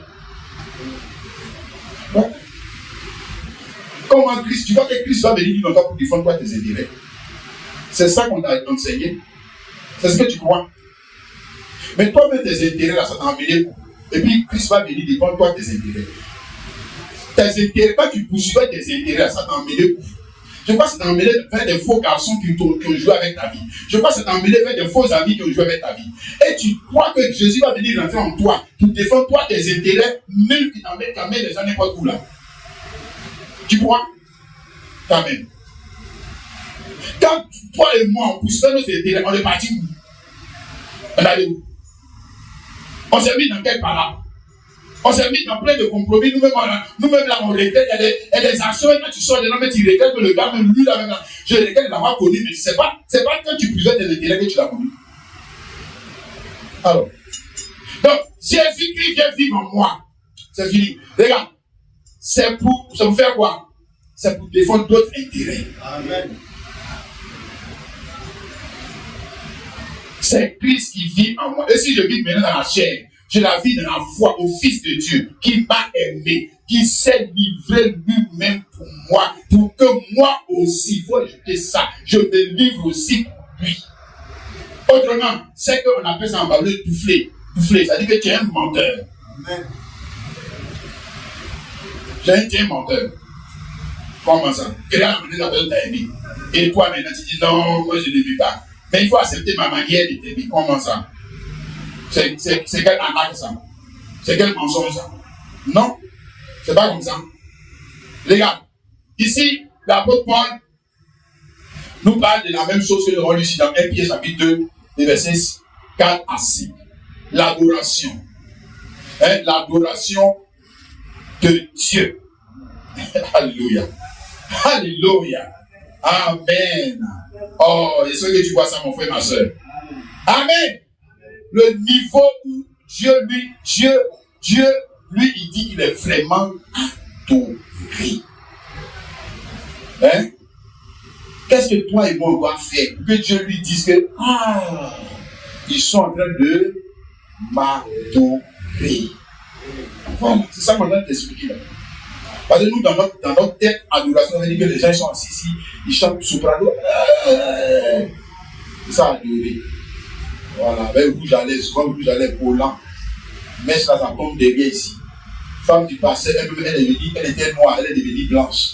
Et là, ils sont comme eux aussi, ils adorent Dieu. Eux là. Ils s'adorent eux-mêmes. Ils s'adorent eux-mêmes. Regarde, le niveau où Dieu dit qu'il est adoré, parce que Dieu a parlé lui-même ici dans la parole de vrai adorateur. Jean 4, le verset 23. Hein?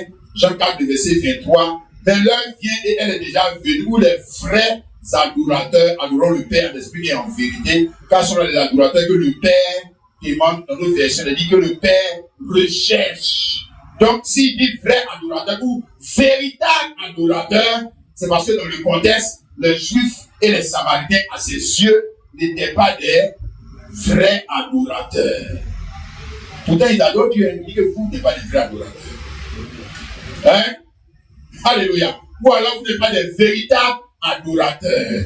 On va dire, chacun adore Dieu à sa manière. Mais Jésus lui dit, il y a des gens qui ne sont pas véritables adorateurs. Donc, il n'y a pas de manière, il y a une seule manière d'adorer Dieu, adorer à la manière de Jésus. C'est là qu'est la vraie adoration. Sinon, pour toi que tu veux faire la scène, c'est faux. Parce que s'il dit, mon père cherche les vrais adorateurs, c'est qu'il y a des faux adorateurs. C'est qu'il y a des faux adorateurs quand même. Pourquoi venir quelqu'un va lui dire que non, chacun sa manière d'adorer, mais pourquoi lui dire qu'on cherche des vrais adorateurs? C'est quand il y a, dès lors qu'il disait ça, que c'est fini, il n'y a plus maintenant chacun sa manière d'adorer Dieu. Non. Non. Non. Alléluia. Alors nous voyons dans la lutte de la vraie adoration. Et dans la lutte de la vraie adoration, c'est que l'homme qui adore Dieu doit mettre les intérêts de Dieu et de son Église au-dessus de ses intérêts personnels. Autrement, c'est pas Dieu qui l'adore. Frère, tu t'adores toi-même. Toi-même. Tu t'adores toi-même. Arrête de mentir. Tu es un menteur, hypocrite. Hein? C'est pas vrai. Tu es un faux adorateur. Regarde.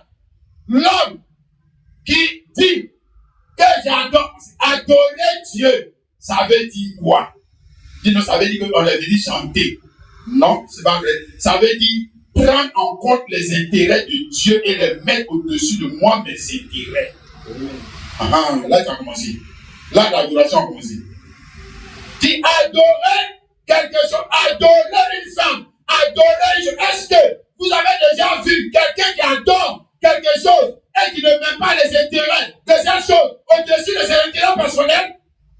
Quand même. Vous avez déjà vu ça? C'est pas vrai. C'est qu'il n'adore pas la chose. Il adore le football. Il adore Beyoncé. Il adore Alpha Blondie. Il adore. Mais s'il adore Arafat, regardez comme il est. Il ne fait pas comme Arafat. Il ne fait pas Babla comme Arafat. Il ne fait pas coiffure comme Arafat. Même il n'était pas barbu, mais il va même produit pour devenir barbu forcé. Pour avoir coiffure là aussi. Et toi, tu me dis que tu adores Dieu et tu le cherches pas comme Jésus. Regarde-moi ce menteur là. Tu n'adores pas Dieu, tu t'adores toi-même. Quand même. Ça, c'est du mensonge. Regarde, ici, je lis pour toi encore. 1 Pierre 2. Et vous-même, verset 5, comme des pierres vivantes, édifiez-vous pour former une maison spirituelle, ainsi sacerdoce, afin d'offrir des victimes spirituelles. Tu as compris? Alléluia. Amen. Amen. Afin d'offrir, ils sont en adorer Dieu. Et puis Dieu dit que, afin d'offrir des victimes spirituelles. Mais qui est victime spirituelle? C'est pas Dieu, c'est lui qui est venu adorer Dieu là. C'est lui la victime spirituelle. C'est lui. C'est lui. Chrétien, est-ce que toi tu es dans l'adoration de Dieu aussi? Hein? Mais pour l'instant, tu viens à l'église, tu fais pas Guinou. Je ne sais pas Guinou. Après, bientôt, on va rentrer, ils vont rentrer encore. Et là, ça dit, ce groupe-là, moi, les gars de l'église, ils vont être venus là. Je ne sais pas qu'est-ce qu'il fait ici même. Va dans le monde. Il faut partir dans le monde. Parce que ce que tu fais là, ce n'est pas différent de des soulages dans le monde. Retourne dans le monde. Quand tu seras fatigué des traditions du monde, tu vas venir nous rejoindre. Mais pour l'instant, tu n'es pas fatigué. Tu n'es pas fatigué. Tu ne vois pas que le monde c'est un danger. Toi, tu ne vois pas que c'est un danger. Mais ça fait quoi? C'est notre tradition, non? Ça fait quoi? C'est la chose de notre famille, non? Toi, tu n'as pas vu danger dedans. C'est pour ça que tu es encore dans ça. Tu ne vois pas que c'est un danger pour ton progrès, c'est un danger pour ta réussite. Toi, tu n'as pas encore vu ça. D'accord, continue. Regarde, on parle ici d'entrer dans le temple de Dieu. Et quand on est dans le temple de Dieu, on dit on vient adorer Dieu. On n'a pas dit on vient t'adorer toi-même. On n'a pas dit on vient toi t'adorer. Hein? Toi, tu as quitté ce toit. Tu es venu dans le temple de Dieu pour t'adorer toi-même. Et toi, tu trouves que c'est normal. Quand on prêche maintenant pour te montrer que c'est Dieu qu'il faut adorer, tu te fâches. Parce qu'en réalité, tu t'adores toi-même. Voilà. Tu te lèves toi-même. Ça dit que ton ego là, tu l'as mis au-dessus des intérêts de Dieu. Tes intérêts, tu les as mis au-dessus des intérêts de Dieu. Bon, si c'est comme ça là, c'est que qui est-ce que toi tu adores? Tu adores qui? Non! Tu t'adores toi-même. Plus que Dieu. C'est pour ça que tes intérêts passent avant les intérêts de Dieu. Et toi, tu dis que Jésus est mort pour toi. Tu comprends même pas ce que toi tu es en train de dire. Jésus est mort pour moi. Et toi, On n'a même pas dit on va te tuer physiquement. On dit tes intérêts là, tes intérêts personnels là, laisse pour faire pour Jésus, tu ne veux pas. Et le jour où on va dire qu'on veut t'attraper pour te tuer physiquement, là on ne va même pas te voir dans l'église. Là on ne va même pas te voir. On ne va même pas te voir dans l'église. On va dire que non, moi-même je n'étais pas chrétien, j'allais là-bas comme ça. Sinon moi-même je n'étais pas chrétien. Hein. Moi je n'ai jamais dit que j'étais chrétien. Que laissez-moi, ne me tuez pas. C'est ça. C'est ce que tu vas dire. Regarde. Ici, Matthieu, chapitre 6. Matthieu 6, le verset 31. C'est Jésus qui parle. Et il demande l'ordre des choses. Il dit, ne vous inquiétez donc point. Et il dit pas, que mangerons-nous? Que boirons-nous? De quoi serons-nous vêtus? Car ces choses, ce sont les païens qui les recherchent. Ça, c'est ce qui intéresse les quoi? Les païens. Voilà. Parce que ça, c'est ce que nous tous. Quand tu n'es pas converti, là, voilà ton intérêt. Voilà ça. Qu'est-ce que tu ne vas pas faire pour un iPhone? Qu'est-ce que tu ne vas pas faire pour une chaussure? Qu'est-ce que tu ne vas pas faire pour une voiture? Qu'est-ce que tu ne vas pas faire pour un homme? Qu'est-ce que tu ne vas pas faire? C'est-à-dire des faux dieux. Des faux dieux. Qu'est-ce que tu ne vas pas faire pour eux? Qu'est-ce que tu. Quand même, on va dire quoi, le gars, il boit, il tombe malade, il sirote de voix. Et regarde, il est victime de l'alcool. Mais il est déterminé. Lui, là, c'est un adorateur de quoi? Dieu. Il adorait Dieu. Hein? Et puis il est mort. Maintenant, voilà un autre. Comme les pierres, comme les apôtres. Lui, il est victime de son adoration. Parce qu'il aime Dieu plus que sa propre idée. Il est détendu qu'on l'attrape, on le tue. Il est bête. Lui, il est bête. Il est mort à cause de Dieu. Et les gens qui meurent d'alcool à cause qui meurent à cause d'alcool, qui meurent à cause de sida, qui meurent à cause de bêtises. Donc, quelqu'un qui meurt à cause de Dieu, lui, il est bête. Lui, il est bête. Et nous, on dit qu'on est chrétien. C'est-à-dire que c'est nous là, les gens, les Paul, les pierres, l'autre là, les pierres, les Paul là, l'œuvre de Dieu là, ça allait mourir même, c'est fini. Ça ne peut même pas arriver quelque part. C'est-à-dire que c'est fini, ça ne va pas arriver quelque part. Ça allait mourir. Et nous, on nous demande même pas de mourir physiquement.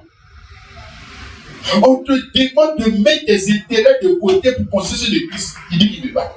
Mais si c'était, il vivait autant où Dieu est les gens physiquement là. Lui-même, l'œuvre de Dieu n'a pas arrivé quelque part. Non. On dit ce sont les païens. Les païens.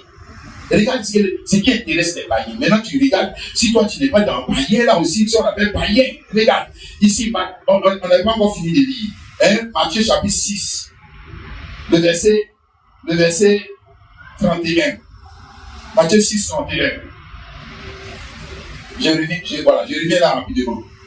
Ensuite, le verset 32. Car cherchez par nous premièrement le royaume de Dieu et la justice de Dieu. Et toutes ces choses vous seront données par-dessus.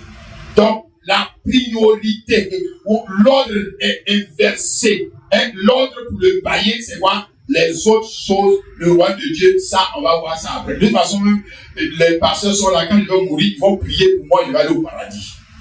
Voilà, ça, quand on meurt, c'est là qu'on fait des dieux, là, on parle ça. Voilà.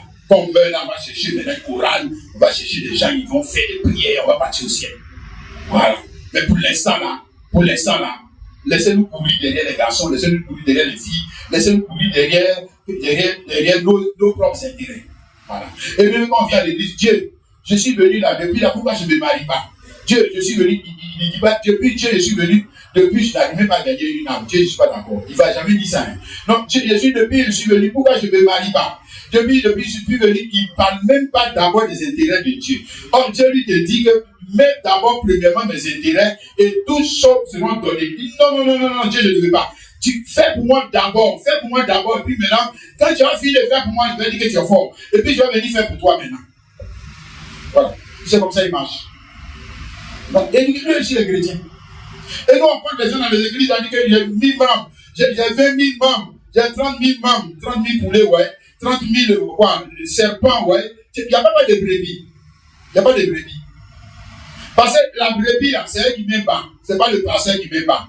La brebis, là, on dit que, hey, on a besoin de lin. Brebis, on va te traiter. Hey, on a besoin de lin. Brebis, viens.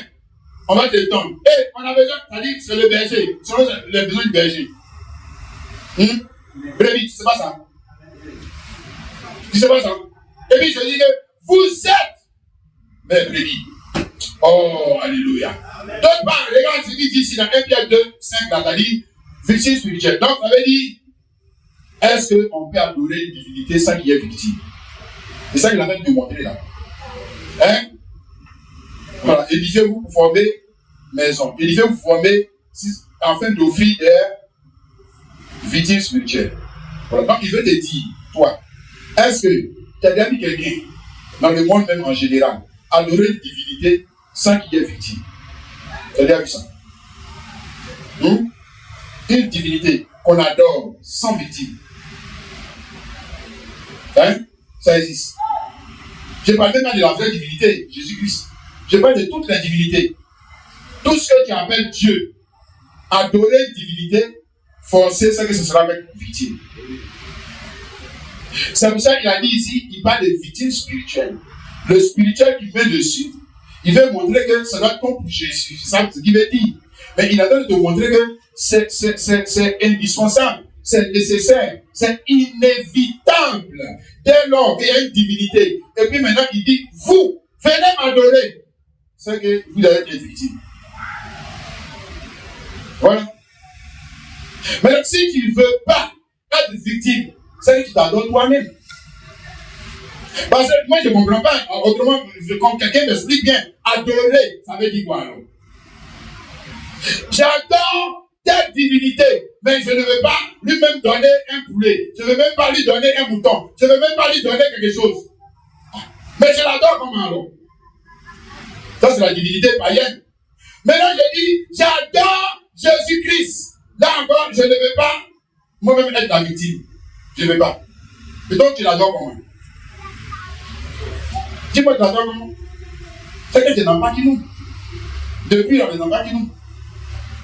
C'est ça? Et dans la tradition, tu n'es même pas rentré dans la pensée de la Pâque. Tu n'exprimes même pas la Pâque. C'est-à-dire que toi tu fais là, tu appelles ça Pâque, lui dit que c'est faux. C'est pas ça Pâque. C'est faux. C'est pas ça. Parce que tu adores la divinité avec la victime. Mais dans la divinité de Christ, elle-même a été victime pour te montrer que son adoration, c'est l'adorateur lui-même qui devient la victime. Ah, alléluia. Ah, là, on doit être d'accord avec ça, non? Quelqu'un, tu comprends ce qu'on essaie de te dire? Galates chapitre 5, le verset 24. Il dit ici, ceux qui sont à Jésus-Christ, ceux qui sont à Jésus-Christ. Et nous assurons que nous sommes à Jésus-Christ. Que nous ne sommes pas des catholiques, des protestants, des baptistes, des brahmanistes. Ça, c'est pas eux, ils ne sont pas à Jésus-Christ. C'est eux qui ne veulent pas être victimes. Mais ceux qui sont à Jésus-Christ ont crucifié la chair avec ses passions et ses désirs. Parce qu'ils ne vont pas adorer Dieu en étant des soulards. Non. Des impudiques. Non. Des adultères. Non. Des menteurs. Non. Donc ça veut dire quand on doit crucifier la partie mentale de toi, il doit mourir. Il doit mourir. Voler, elle doit mourir. Prostituer, elle doit mourir. Hypocrite, elle doit mourir. Ce nom, ce n'est pas un adorateur. Hein? Tu as vu? Là, ça devient dangereux, non? C'est vrai. Amen. Nous avons pensé qu'elle revenait ici pour chanter. Et adorer le Seigneur. Louer. Ouais. Ça, c'est l'aspect extérieur. Ce n'est pas le vrai aspect. Mais on va dire souvent, c'est l'aspect folklorique de l'adoration. Mais l'adoration vraie, c'est ça qui t'exprime. Crucifier mes intérêts. Pour les intérêts, parce que j'adore pour lui. J'adore pour l'autre, plus que pour moi. Donc, je sais que pour moi, je laisse tomber. Je laisse tomber. Je prends pour lui. C'est là, il dit, adorer Mais il n'a pas adoré Papa, mais il adore Jésus. Mais regarde, on adore Jésus. Tu as vu, non? Ça, il avait raison dans cette affaire, hein, mais il a laissé tomber à cause de Jésus. Ouais. Non, mais ça, c'est un adorateur de Jésus. Maintenant, voilà l'autre, hein, il aussi dit qu'il est adorateur de Jésus. Hein. Moi, je ne laisse pas pour moi Dieu. Moi, je ne laisse pas pour moi à l'étranger. Non, non, non, non, non. Toi, ma nation, te fait ça. C'est le travail de ne pas te faire mal. Non, moi, je rends, hein, je rends pour moi. Voilà. C'est toi qui t'adores toi-même là. C'est comme ça que tu parles. Amen. Quand tu t'adores toi-même, il est trop fier de lui-même. On ne peut pas le nier, on ne peut pas le citer, on ne peut pas le blâmer, on ne peut pas toucher. Ne touche pas ma réputation, ne touche pas, on ne peut pas le toucher. Il est un Dieu lui-même, un Dieu au-dessus du Dieu. Ouais, un faux Dieu. Lui, c'est un faux Dieu. Hein? Un pasteur lui-même, là, quand il vient, lui, il a mis trop, lui, il a carrément mis trop même dans l'église et puis il s'assoit ici. Ouais. Ça, c'est l'église d'adoration des intérêts humains. Amen. Et ils disent qu'ils ont adoré Dieu. Et puis, toi, un homme de l'église de Dieu, tu as mis trop pour toi. Oh, amusement. Ça, c'est l'église, amusement. Les gens sont en train de s'amuser. Dans le royaume le royaume de Ouattara qui est là-bas. Frère, on vous convoque à la présidence. Ouattara assis sur son trône. Et puis toi, tu vas avec ton trône aussi pour t'asseoir. Hein? Regarde, on va te soulever avec ton trône là. T'es jeté dehors là-bas. Tu vas dire ce qui va t'arriver. Ça ne va pas chez toi. T'as dit que le royaume c'est pour toi. Et dit église de Jésus-Christ. T'avais bien dit église de Jésus-Christ. On rentre dedans, puis toi, on voit toi, pasteur, tu as trône. Ah! Pasteur et chrétiens, vous tous là, vous êtes des adorateurs des hommes, des intérêts humains. Vous n'adorez pas Dieu. Parce que le jour où vous allez adorer Dieu, vous allez jeter vos couronnes. Vous allez, si on ne peut pas adorer le vrai Dieu sans perdre quelque chose, c'est pas vrai. Tu sais que tu ne l'adores pas encore. C'est que tu ne l'adores pas. Hein? On va pas lire ça, Apocalypse 4, verset 10, on dit que dans le ciel, quand on commence à adorer les 24 vierges, ils ont jeté leurs couronnes. Ils ont jeté quand même. Il faut dire, on dit dans le ciel. Mais on ne va pas parler même ici de terre. On dit dans le ciel. Les gars, ils se sont battus. Ils sont battus sur la terre ici, jusqu'à pour avoir couronne. On leur a donné couronne. Maintenant, quand ils sont arrivés au ciel, on a mis couronne et ils sont assis sur le trône. On dit, on va commencer l'adoration de Dieu. Et ils ont jeté les couronnes. Hein? Parce que quand il y a ça, dit, nous, on est dans le musulman. Nous, on est dans le musulman. Oh! T'attendez de t'amuser. Frère, et Apocalypse chapitre, on va finir. Frère, si pas moi un peu encore. Apocalypse chapitre 3, le verset 21. Celui qui vaincra, je le ferai asseoir avec moi sur mon trône. Comme moi j'ai vécu. Et je me suis assis avec mon Père sur son. Alléluia. Amen. Celui qui vaincra, et nous sommes prédestinés à vaincre. N'est-ce pas, frère et soeur? Dis Amen. Maintenant, comme on sait, le frère, comme on sait que tu es prédestiné à vaincre, c'est là qu'il montre. Celui qui vaincra. Alléluia. Et tu sais que pour vaincre, il faut te battre. C'est d'accord, non? Amen. Pour vaincre, il faut lutter. Dis Amen. Amen. Pour vaincre, il faut prendre des coups. Quelqu'un dit Amen. Amen. Pour vaincre, le diable t'a donné une bonne droite. Tu tombes, mais tu te lèves quand même. Amen. Pourquoi? Parce que c'est à la fin du combat de gars le vainqueur. Tu dis que c'est pas bien grave. Tu m'as dit cette fois-ci, mais la prochaine fois, tu ne mourras pas, n'est-ce pas? Amen. Et puis, si, pourquoi? Maintenant, pourquoi tu te bats? Tu te bats pour les intérêts de quoi? Il a bien dit dans le texte. Hein? Celui qui vaincra, je vais le faire asseoir avec moi sur mon trône. Donc il se bat pour les intérêts d'un trône. Amen. Ben, il veut s'asseoir. Voilà son intérêt. Oh, alléluia. Amen. Il se bat pas pour les intérêts terrestres. Il se bat pour les intérêts de qui? Christ. Amen. et l'Église. Amen. Oh. Alléluia. Dis Amen. Il se bat pourquoi? Parce que pour arriver là, il faut qu'il se batte, mais il se bat pour quel intérêt? Il se bat pour l'intérêt de Christ et son Église. Or, Christ est sur un trône. Alors, s'il est assis sur le trône avec Jésus-Christ, donc déjà sur la terre, on voit qu'il défend les intérêts de quoi? Il défend les intérêts de quoi? Les intérêts du quel trône? Frère, il se bat pour les intérêts de quel trône? Il va même jusqu'à mourir pour les intérêts de quel trône? Le trône du pape, est-ce que c'est ça qui est écrit? Celui qui vaincra, je vais le faire asseoir avec le pape sur son trône. Donc, je vais le faire asseoir avec le président sur le trône. Donc, lui, il se bat pour les intérêts de quel trône? Regarde, pas l'intérêt du trône de Wanepo, du trône des Ayaou, du trône des gens, il se bat pour les intérêts traditionnels. On les voit. C'est qu'ils défendent la réalité. Parce qu'il n'y a pas quelqu'un qui se bat pour quelque chose ici. Il n'y a pas quelqu'un. Il n'y en a pas quelqu'un. Oh. Il se bat pour. Tu te bats pour quoi? Si la terre, si du coup, tous les jours, c'est pourquoi? C'est pourquoi? C'est pour quel intérêt?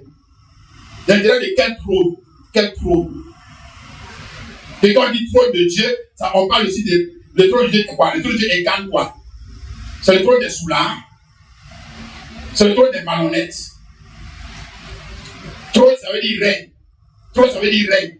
Ça veut dire que le trône là incarne le règne des soulards sur la terre. Hein? Le trône incarne quoi? On n'a pas dit que quand on dit je me ferai asseoir, mon père ne voit pas ça au sens physique.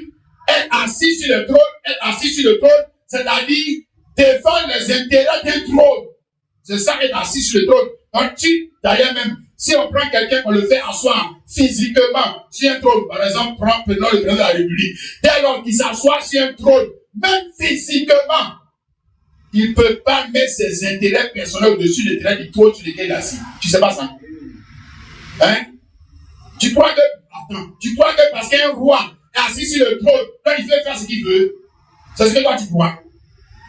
Il est assis sur le trône. Il peut faire ce qu'il veut. Non. Dès lors qu'il s'assoit sur le trône, ses intérêts-là, il n'a qu'à laisser ça sur lui. Il n'a qu'à laisser ça sur lui. Le trône là, incarne lui. Avant, il y avait quelqu'un assis dessus, non? Amen. Le trône incarne le jugement de la Côte d'Ivoire. Le trône incarne le pouvoir de la Côte d'Ivoire. Le trône incarne quoi? Tous les symboles de la Côte d'Ivoire. Donc, s'il est assis sur le trône, il n'a qu'à bien faire attention. Hein. Parce que le jour, il va commencer à faire des choses de son propre intérêt. En temps normal, on le destitue. Tu ne sais pas ça? Amen. On l'enlève. Est-ce qu'on a, dans ce moment, est-ce que dans le monde même des païens, est-ce qu'on n'a pas, il n'y a pas eu de présent qu'on a destitué? Et pourquoi on l'a destitué? Parce qu'il est assis. Pourquoi toi, on ne veut pas te destituer chez toi dans ta maison? Donc, on dit qu'après le livre n'est plus mari. Pourquoi on ne veut pas faire ça? Parce que lui, il est assis sur le trône, un trône qui n'est pas à lui, un trône qui l'oblige à avoir une certaine conduite. Donc, il est assis sur le trône. Imaginez-vous, frère, quelqu'un qui est assis sur le trône. Même s'il sort, dit, je suis pas assis sur le trône. Même si tu sors, tu viens dans le quartier, tu vas venir appeler Marie ici. Voilà, tu vas venir appeler Marie ici, t'assois avec tes groupes, bois. Tu ne peux pas faire ça. Tu es toujours assis sur le trône. Quand assis sur le trône, ça veut dire que le trône est collé sur les fesses, il se déplace, c'est pas ce que ça veut dire. Ça veut dire qu'il défend les intérêts des trônes. Amen. Sa conduite doit être réglée selon le trône. Sa parole doit être réglée selon le trône. Donc, il ne peut pas se permettre de mentir. Un président ne peut pas se permettre d'avoir deux bouches. Parce qu'il incarne le trône du jugement. Il est le juge suprême de la Côte d'Ivoire. Il est le chef des armées de la Côte d'Ivoire. Maintenant, on te parle du trône céleste chrétien. On dit, tu es assis avec Jésus sur le trône. On te voit ici dans le Bénin. On te voit ici dans les coupilles. On te voit ici. Toi, tu es assis aussi sur les trônes là aussi. Toi, tu es dedans aussi. Oh. Bon, peut-être le trône des gens de ton village, oui. Mais pas pour Jésus-Christ. Ça, je ne crois pas. Ce n'est pas encore assis là-bas. Tu es toujours assis sur le vieux trône du monde. Quand on s'assoit assis pour Jésus, là, comportement doit changer. Alléluia. Intérêt personnel. Pas pour Daniel. Dépose ça à côté. C'est fini. Hein? Alléluia. Dis Amen. Maintenant, on termine. Verset 3 sous ça. Après 3 21. Celui qui vaincra. Maintenant, on va dire, il vaincra quoi? Hein? Il y a beaucoup d'ennemis qu'on doit vaincre. N'est-ce pas ça? On va dire, il va vaincre les démons, non? On est bien d'accord avec ça? Hein? Il va vaincre les sorciers. On est bien d'accord avec ça? Amen? Mais moi, je vais parler du plus grand ennemi. Ton plus grand ennemi que tu dois vaincre. Sinon, tu ne peux pas t'asseoir sur ce trône. Hein? D'abord, Jésus-Christ. Quel est le plus grand ennemi que Jésus a vécu pour s'asseoir sur le trône? Là, il fait question et réponse. Quel est le plus grand ennemi que Jésus a vécu pour s'asseoir sur le trône? C'est lequel? Hein? Il faut parler fort. Voilà. C'est ça. Matthieu 26, le verset 39. Si, le plus grand ennemi que Jésus a vécu, le dernier ennemi que Jésus a vécu, qui était le plus grand, c'était quoi? Son propre moi. Lui-même. Son intérêt personnel. Vous connaissez, non? À Gethsémane, c'est pas contre les démons il luttait. À Gethsémane, il ne luttait pas contre les démons, il luttait contre lui-même. Il luttait contre son intérêt personnel. Parce que le plus grand ennemi, qui va te barrer la route du ciel, ce n'est pas les démons. Les démons, les petits. Ce n'est pas les sorciers. Les sorciers petits. C'est toi-même. Tu sais pas ça? Si, c'est toi-même. Toi-même. Toi-même. Tu t'aimes plus que Dieu. Tu t'adores plus que Dieu. C'est toi-même qui fait que tu ne pourras pas adorer Dieu. Parce que tu n'adores pas les démons à ce que je sache. Tu n'adores pas les sorciers à ce que je sache. Mais tu t'adores toi-même. Tu adores toi-même tes propres principes, tes propres idées. Tu adores ta propre image. Plus que toi. Tu t'aimes toi-même. Mais justement, c'est là, frère, le plus grand obstacle à ton adoration à Dieu chrétien, c'est toi-même. C'est toi-même. Ta vantardise, ton égoïsme, ton hypocrisie. Pour ne pas dire tes intérêts personnels. Alléluia. Ici, l'apôtre Paul a parlé que le premier des péchés, 2 Timothée chapitre 3, verset 1 à 2, sache que dans les derniers temps, jouera des temps difficiles, car les hommes seront égoïstes. Premier. Après, il commence à citer pour venir en bas. Premier, l'égoïsme, c'est-à-dire l'égocentrisme. L'homme qui ne pense qu'à lui seul, il peut faire tomber toute la Côte d'Ivoire à cause de lui seul ses intérêts. Il peut brûler toute la Côte d'Ivoire à cause de lui seul ses intérêts. Il peut détruire sa famille à cause de lui seul ses intérêts. Il peut renverser l'entreprise, faire licencier tout le monde à cause de lui seul ses intérêts. L'homme fait ça. Et la Bible nous dit, si les temps sont durs, c'est parce que les hommes s'adorent eux-mêmes plus que Dieu. Plus que Dieu. Ouais. Ils aiment les plaisirs plus que Dieu. Quand il vient prier Dieu, il ne prend jamais en compte les intérêts de Dieu. Jamais. Jamais. Jamais. C'est toujours Dieu, donne-moi. Dieu, donne-moi. Dieu, donne-moi. Dieu, donne-moi. Dieu, donne-moi. Et même il a donné, quand même il donne, ça va jamais couler sur l'église. Jamais. Jamais. Jamais. C'est pas dans sa tête. Voilà. C'est-à-dire, c'est que le gars, il n'est pas converti. C'est pas un adorateur. c'est un adorateur de qui? Lui-même. Tu as vu ça, mon frère, ma soeur? Dis Amen. Jacques, chapitre 4, le verset 1 à 4. Il dit ici, Jacques 4, 1 à 4. Regarde, d'où viennent les luttes? D'où viennent les querelles parmi vous? N'est-ce pas de vos passions qui combattent dans vos membres? Vous convoitez et vous ne possédez pas. Vous êtes meurtriers et envieux. Vous ne pouvez pas obtenir. Vous avez les querelles et les luttes. Vous ne possédez pas parce que vous demandez. Vous ne demandez pas. Vous demandez et vous ne recevez pas parce que vous demandez mal dans le but de satisfaire vos passions et vos intérêts. Voilà. Et verset 4. Adultère que vous êtes, ne savez-vous pas que l'amour de Dieu est inimitié contre Dieu? L'amour du monde, l'amitié contre Dieu. Celui qui veut être ami du monde sera ennemi de Dieu. Maintenant, tu vois, non? Quand on a dit ami du monde, il dit que non, ça, c'est les gens qui sont assis dans les maquis. Je ne dois pas être ami avec les gens qui sont assis dans les maquis. Je ne dois pas être ami. Non, on parle des intérêts. Intérêts charnels. Intérêts, monde, c'est les œufs de la chair. Eux de la chair, c'est en toi aussi. Voilà. Alléluia. Ça me semble pas de moi, victime spirituelle. Victime, ça veut dire, on ne peut pas adorer Dieu sans sacrifier quelque chose pour que Dieu soit adoré. Or, quand ça devient spirituel, ça veut dire, qu'est-ce que je sacrifie? Je sacrifie mes propres intérêts. Je sacrifie le mensonge. Je sacrifie mon égoïsme. Je sacrifie, voilà ma raison. Ma raison. Ouais. Dans l'affaire là, j'ai raison.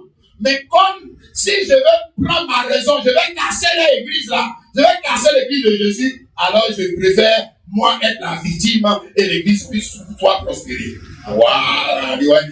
Ça, le frère, tu es converti. Tu es converti. Tu es converti.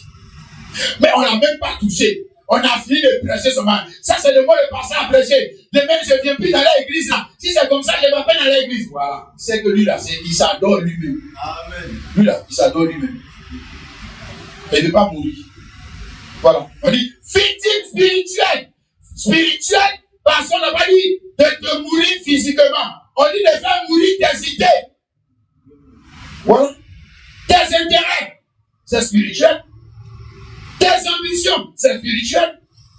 Voilà. Ton avis, etc., etc. Tout ce qui est à toi, parce que je te dis, on ne peut pas adorer Dieu sans qu'il y ait quoi? Victime. Mais qui sera la victime?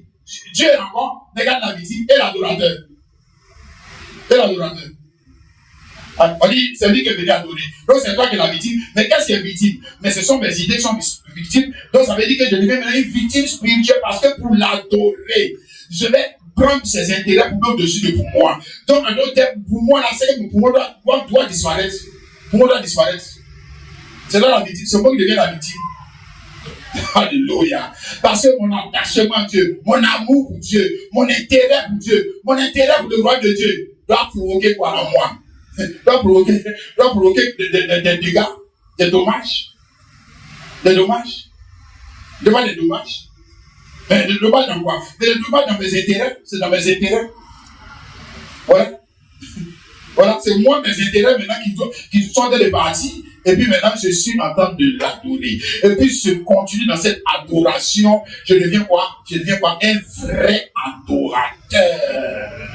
Quelqu'un que Dieu va utiliser pour remplir son église, pour rendre prospère son royaume. C'est ça? D'accord. On finit ici maintenant. Hein? Ésaïe chapitre 6, le verset 8. Et puis on finit. Hein? Mon frère, ma soeur. C'est important que nous parlions de ces choses. Hein? Pour placer un peu, on n'a qu'à quitter d'amusement. Hein? L'église d'amusement, chaque pas qui nous, on doit aller faire pas qui nous. Après, ça va devenir. Quand le monde a un événement, les chrétiens sont là-bas. Quand ils finissent, il revient encore à l'église. Le monde a un événement, les chrétiens sont là-bas. Quand il finit encore, il revient encore dans l'église. Toi là, tu es dans ça là, tu vas en enfer. Hein? Tu vas en enfer. Tu n'es même pas converti. Tu n'es même pas converti. Et Ésaïe chapitre 6, le verset 8. J'entendis la voix du Seigneur disant, qui enverrai-je et qui marchera pour nous? Je répondis, me voici, envoie-moi. Alléluia. J'espère que, après avoir entendu ça, hein, quelqu'un pourra dire, me voici Seigneur, envoie-moi. J'espère que quelqu'un tu pourras le dire vraiment pas seulement dans la bouche comme ça, dire que Seigneur, envoie-moi. Seigneur, envoie-moi, c'est mon bébé. Mais pour que tu puisses aller là, il faut que tu laisses tomber pour toi. Amen. Parce qu'il dit, qui enverrai, qui marchera pour nos intérêts. Pour nous ici là. Quand tu dis à haut là-bas, il n'est pas 3 personnes de la divinité, il est seul. Nous ici, ça veut dire son royaume. Amen. Qui marchera? Donc ça veut dire qu'en ce temps-là, les gens, chacun marchait pour lui-même. Voilà, c'est ce que ça veut dire. Ça veut dire que chacun marche pour lui-même. Voilà, ils sont pas qui ne veulent pas arriver. Ils sont pas dans Noël. Ils sont ici, ils sont là, ils sont dans tous les débats. Ici, chrétien, ici, chrétien. Toi, tu es un gros païen, tu n'es même pas converti. Tu n'es pas chrétien. C'est pas vrai. Pour l'instant, tu n'as pas quoi accepter Jésus-Christ. Maintenant que je suis baptisé, même le baptême là, tu étais un pécheur mouillé. Parce que le baptême, c'est accepter de mourir. Baptême, c'est ce que ça veut dire. Ce n'est pas aller prendre par et manger poulet. Ça veut dire que tu acceptes de mourir à mes intérêts. Amen. C'est ça le baptême. Maintenant, si tu n'as pas accepté ça, c'est que tu as accepté d'aller nager dans l'eau de l'Okodéo. C'est tout. Tu n'es pas encore dans le baptême, même mon frère. Oh. Regarde, qui enverrait qui marchera pour nous? Est-ce qu'il y a quelqu'un qui peut dire ça aujourd'hui? Alléluia. Qui enverrait qui marchera pour nous? Amen. Qui enverrai-je? Tu vois, il y a tellement de choses à dire ici. Hein? On n'a pas le temps. Il faisait Pâques. Il faisait Pentecôte. Il faisait. Vous savez, non? Quand même, ceux qui connaissent la Bible, c'est pas que les enfants ils faisaient Pâques. Il faisait Pentecôte. Il faisait fête d'expiation. Il faisait tout ça. Et puis maintenant, Dieu lui dit, qui enverrai-je? Qui marchera pour nous? Ah! Et le frère. Donc ça veut dire que comme tout ce qu'on a de faire marcher pour toi. Aïe. Donc ça veut dire quoi? Comment faire alors? Ah bon. Qui enverrai-je? Qui marchera pour nous? C'est ça que Dieu cherche. Il n'a pas dit d'être catholique, d'être baptiste ou je ne sais quoi. Qui enverrai-je? Qui marchera pour nous? Qui va défendre nos intérêts? Et qui va marcher pour nous? Il sera victime spirituelle. Ouais, il n'y a pas qu'il va marcher pour le royaume et puis il ne sera pas victime spirituelle. Si. Et l'église là, ils sont toujours en train de critiquer les gens. Voilà, victime là, commencé. Il est ignorant, on est c'est pour ça qu'il insulte. Voilà. Victime du fait que tu as répondu à l'appel de Dieu. Si tu réponds à l'appel de Dieu, tu seras forcément victime. Mais tu ne réponds pas à l'appel de Dieu, tu seras victime de quoi? De ton égoïsme. Comme un tu seras aussi victime. Mais là, nous, on préfère être victime spirituelle. Alléluia. Parce qu'il y a la gloire dedans. Des frères et sœurs. Pas victime tout court. Non, on ne peut pas. On veut être victime spirituelle. Amen. Alors, on va s'arrêter là. Frère, que le Saint-Esprit nous aide à saisir la pensée de Christ dans sa mort et dans sa résurrection, afin d'être une même plante avec lui. Amen.